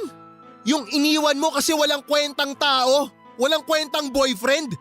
Tapos siya yung nakabuntis sa'yo? Andy, I'm sorry! Hindi ko sinasadya na lokohin ka! Hindi sinasadya pero ginawa mo. Napakakapal ng mukha mo na salisihan mo ako ng ganon. Niloko mo ko para sa lalaking yun? Ano ka ba? Tatanga-tanga ka! Iniwan mo na nga yun eh. Tapos babalik-balik ka sa kanya? Tapos nabuntis ka ngayon? Bobo ka! An, hanggang kailan mo ba ako gagaguhin? Ha? Napakatarantado mong babae ka! Hanggang kailan mo ako gagawing tanga? Hanggang kailan mo ako sasaktan ng ganito? Ha? Andy, maniwala ka sa akin. Hindi ko ginusto na saktan ka. Andy. Huwag mo ako hawakan! Sinasabi ko sa'yo talaga masasampal ko yung mukha mo! Hindi kita matatansya kaya lumayo ka! Parang puputok yung dibdib ko dahil sa'yo. Pakagago mo. Iimpake mo na lahat ng gamit mo ngayon. Isama mo yung anak mong abnormal! Andy, please. Makinig ka naman muna sa akin, oh. Hindi ka ba nakikinig? Ha? Ang sabi ko, mag-impake ka na at umalis ka na dito sa bahay ko! Andy! Umalis ka na ngayon at kahit kailan, huwag ka na magpapakita sa akin!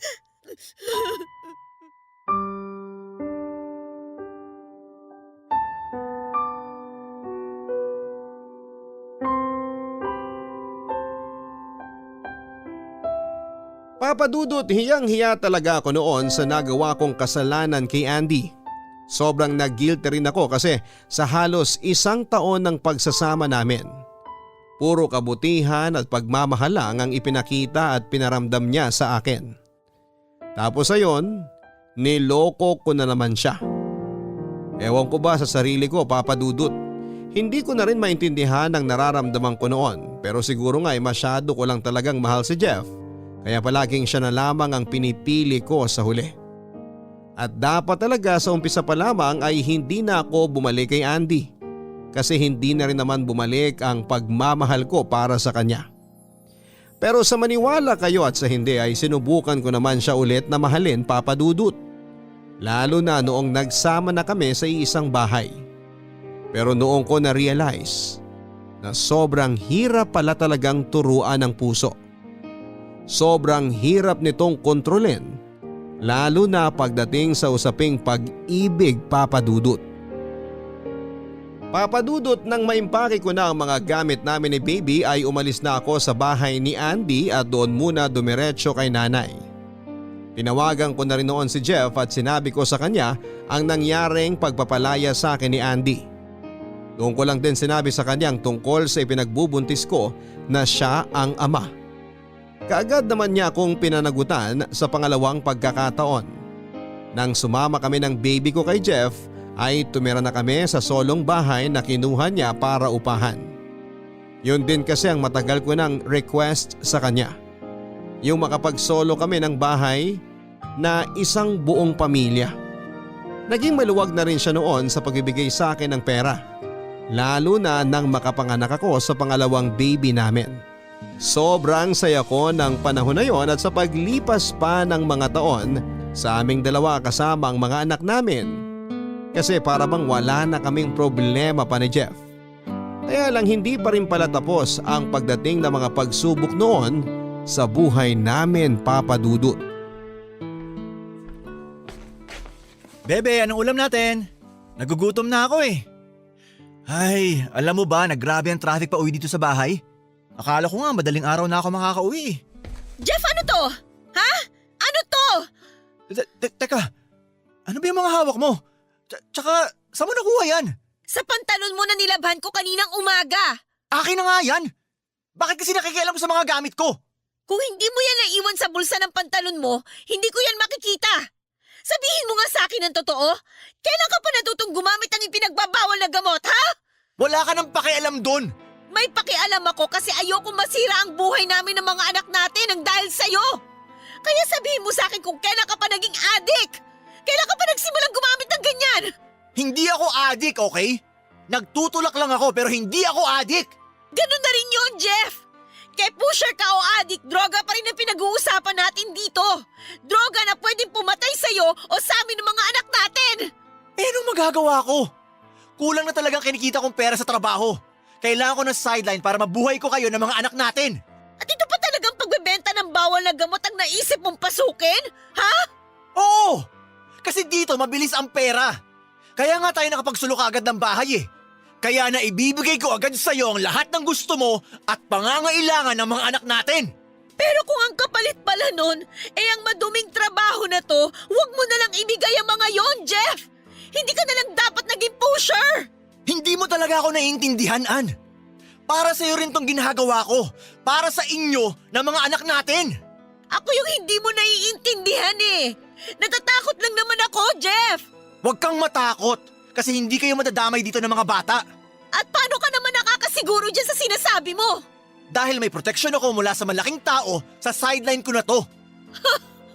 Ayan na nga sinasabi ko eh. Malaking tao pa yung may hawak sa'yo. Kailangan ko yun para hindi kayo madamay ng mga anak natin. Paano ka? Bibigyan ka rin ba niya ng proteksyon sa oras na magkalaglagan na kayo dyan sa racket mo na yan? Hindi ko alam. Pero hindi naman siguro mangyayari yun. Oh, kita mo na? Hindi ka sigurado kung kaya kang proteksyonan ng boss mo na yan. Jeff, please naman itigil mo na lang yung ginagawa mo. Hindi pwede. At bakit hindi pwede? Dahil marami pa akong kliyente na naghihintay na i-deliver ko ang mga item nila. Baka ako naman ang ipitin nila kapag hindi ko na ibigay ang mga itinawag nila sa akin. Okay, sige. I-deliver mo yung mga dapat mong i-deliver pero pagkatapos nun, tama na. Please lang. Pwede ba, Ann? Huwag na nga natin pag-usapan to. Kailangan natin pag-usapan to, Jeff. Dahil buhay mo at buhay namin ng mga anak natin na nakasalalay dito. Napakagulo nitong racket na pinasok mo. Tama na! Okay? Tama na! Kaya ko ang sarili ko at lahat gagawin ko, maproteksyonan lang kayo ng mga anak natin. Pangako ko yan, Ann. Hindi ko hahayaan na masaktan kayo ng iba nang dahil sa akin.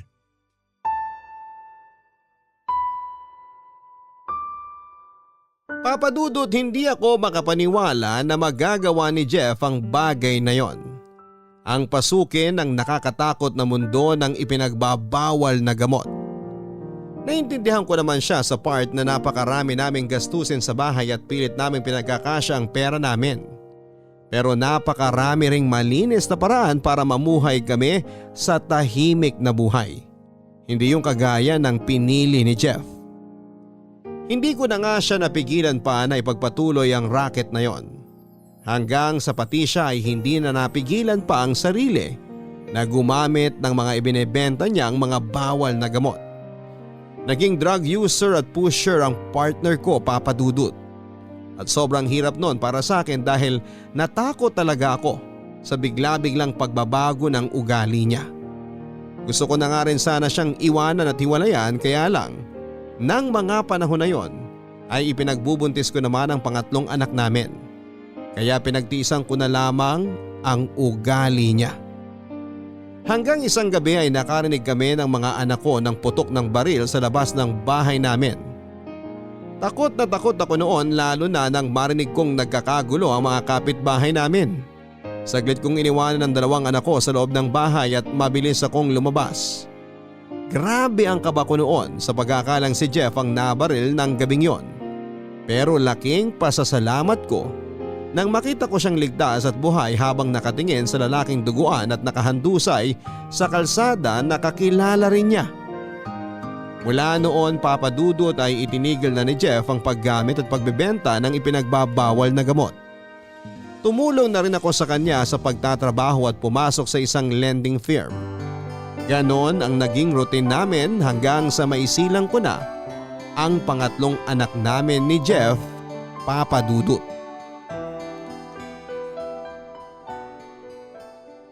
Ma'am Mel, salamat po, tinulungan niyo ako dito sa plano ko na mag-propose ng kasal kay Ann. Naku, wala yun. Ano ba naman yung gamitin mo tong opisina ko sa kakuntsabahay natin yung ibang staff ko dito, di ba? Matagal na kitang kilala at alam ko na halos ang love story nyo ng staff kong si Ann. Kaya hindi ko matatanggihan ang tulong na hinihingi mo sa akin. Kinakabahan na nga po ako eh. Bakit ka naman kinakabahan? Baka po kasi hindi tanggapin ni Ann ang wedding proposal ko sa kanya. Sa ganda pa naman ang pagkakasetup mo ng decoration dito sa opisina ko at malaking lettering dyan na, "Will you marry me?" Sa tingin mo tatanggihan ka pa rin niya? Sobrang kinakabahan lang po talaga ako pero salamat po ng marami sa inyo at sa staff nyo, Ma'am Mel. Magpasalamat ka kapag naging successful na tong plano mo.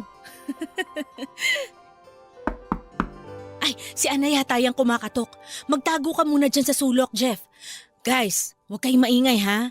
Pagpasok ni Ann, saka nyo hawakan tig-iisa at ilabas yung malalaking card na may nakasulat na, "Will you marry me?" Ha? Pagbubuksan ko na ng pinto si Ann. Dali, magtago na kayo.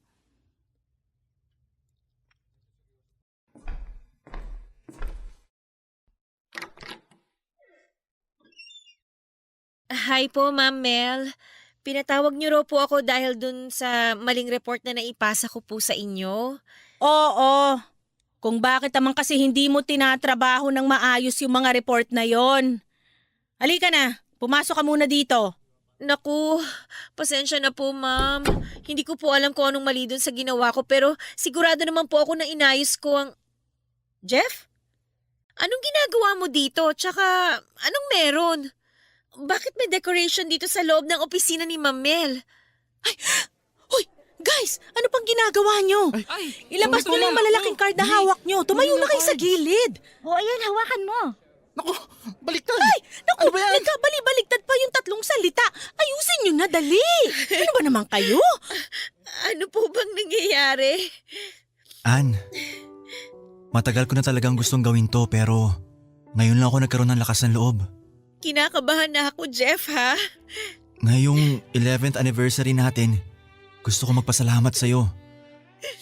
Alam mo, akala ko kasi talaga hindi na tayo makakabangon ulit eh. Natakot ako noon, hindi lang para sa sarili ko, kung hindi para na rin sa inyo ng mga anak natin. Tama ka naman sa mga sinabi mo na wala talagang maidudulot na magandang droga sa buhay ng isang tao. Kaya, thank you ha. Thank you kasi tinanggap mo ulit ako at tinulungan na magbagong buhay. Wala kang dapat na ipagpasalamat sa akin kasi ikaw din mismo ang tumulong sa sarili mo. Pero salamat pa rin. Salamat kasi sa kabila ng mga kahinaan at kamaliang nagawa ko noon, nandyan ka pa rin para sa akin. Paulit-ulit mo pa rin akong pinipili. Siyempre naman. Ikaw ang mahal ko eh. Kaya ikaw at ikaw lang ang palaging pipiliin ko. Ayan na. Ann, This is it. magpakasal na tayo. Seryoso ba to? This is it. Grabe yan, naiiyak na talaga ako. Kinutsaba mo pa talaga ang boss ko at mga kaopisina ko, ha? Tsaka, saan galing yung singsing na hawak mo? Matagal ko nang binili to. Matagal ko na rin pinagplanuhan to. Humahanap na talaga ako ng perfect timing.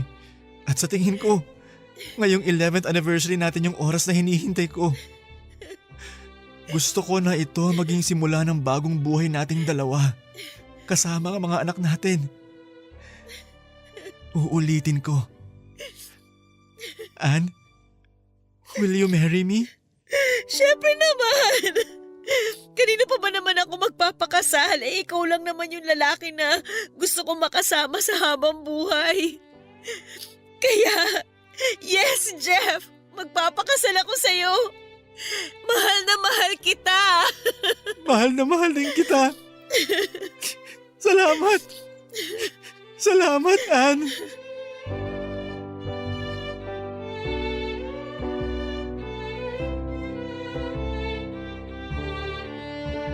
Papa Dudut, hindi ko na pinag-isipan pa ang naging sagot ko kay Jeff ng gabi na yon. Wala na rin naman akong dapat na pag-isipan pa kasi si Jeff ang nag-iisang lalaki na nakikita ko noon na gusto kong makasama sa forever.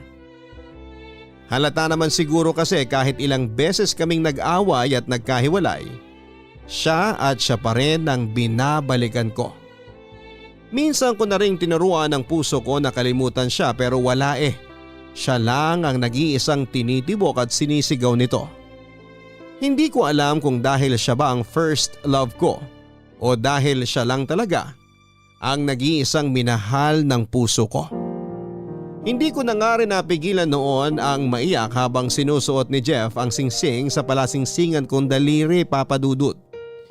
Si Ma'am Mel naman at iba pang mga kaopisina ko ang naging witness sa espesyal na pangyayari na yon ay naiyak na rin sila dahil sa amin. Lalo lang tuloy akong napaluha kasi parang nag-flashback lahat. Sa isipan ko ang nangyari sa aming dalawa ni Jeff. Ang 11 taon na on and off na relasyon namin bago kami napunta sa ganong senaryo. Napakarami ng pagsubok ang dumating sa buhay naming pareho, lalo na sa relasyon namin. At hindi ko naisip na pwede pa pala na mauwi kami sa kasalan. Hindi na kami nag-aksaya pa ng oras noon ni Jeff. Pagkalipas ng 2 buwan ay nagpakasal na rin kami kaagad, Papa Dudut. At ngayon nga po at 3 taon na kaming masayang nagsasama bilang legal na mag-asawa. Papa Dudut, maraming salamat po kung sakali man na mapili at mabasa po ninyo itong sulat at kwento namin ni Jeff. Siguro kung may aral man ako na maiiwan ngayong araw, yon ay yung huwag nating sukuan na tulungang magbagong buhay ang mga mahal natin. Lahat tayo ay nagkakamali at pwedeng maligaw ng landas. Pero ang importante doon ay may isa pa ring tao na pwedeng humawak sa kamay natin at tulungan tayong iahon mula sa bumabahang mga pagsubok ng buhay. Hindi naman kasi halos nauubo sa mga pagsubok na yan. Pero kung hindi tayo mawawala ng tiwala sa Diyos, wala pong magiging mahirap para sa atin. Sa buhay ko at sa mga pinagdaanan ko, Papa Dudut, napatunayan ko po na marami talaga tayong tao na makikilala pero meron lang isang tao na nakatadhana para makasama natin sa forever. Hanggang dito na lamang po ang sulat ko, ang inyong forever kapuso at kabarangay, Ann. Maraming salamat, Ann, sa pag-share mo ng kwento ninyo ng asawa mong si Jeff dito sa aming radio program na Barangay Love Stories. Sobrang nakapag-iwan talaga kayo ng inspirasyon sa ating mga kabarangay na nakapakinig ng inyong kwento. Hindi rin kasi biro yung mga pinagdaanan ninyong dalawa, lalo na sa parte na halos binahana kayo ng mga problema at mga pagsubok. Ang pagkalulong ni Jeff sa masamang bisyo ang isa sa mga pinakamabigat na pinagdaanan ninyong dalawa. Pero mabuti na lamang at hindi mo siya sinukuan at nagawang magbagong buhay ni Jeff bago pa mahuli ang lahat. Ganon naman talaga sa isang relasyon. Para mas lalo itong mapagtibay, kailangan ng isang pundasyon ng tiwala, tulungan at tunay na pagmamahalan. Mga kapuso, kagaya ng sinabi ng letter sender nating si Ann, hindi tayo dapat nawawala ng tiwala sa poong may kapal. Dahil kung napapagod na tayong tulungan at alalayan ang taong mahal natin, pwede tayong tulungan ng nasa itaas para sabay kayong muling umangat ng taong mahal mo mula sa bumabagyong mga problema. Kaya sa oras na nadadown kayo, magdasal at magtiwala lamang tayo sa Diyos na nasa itaas. Hanggang sa muli, ako po si Papa Dudut sa mga kwento ng pag-ibig, buhay at pag-asa dito sa Barangay Love Stories number 1. Mga kwento ng pag-ibig, kwento ng pag-asa at mga kwento ng buhay dito sa Barangay Love Stories. Love Stories.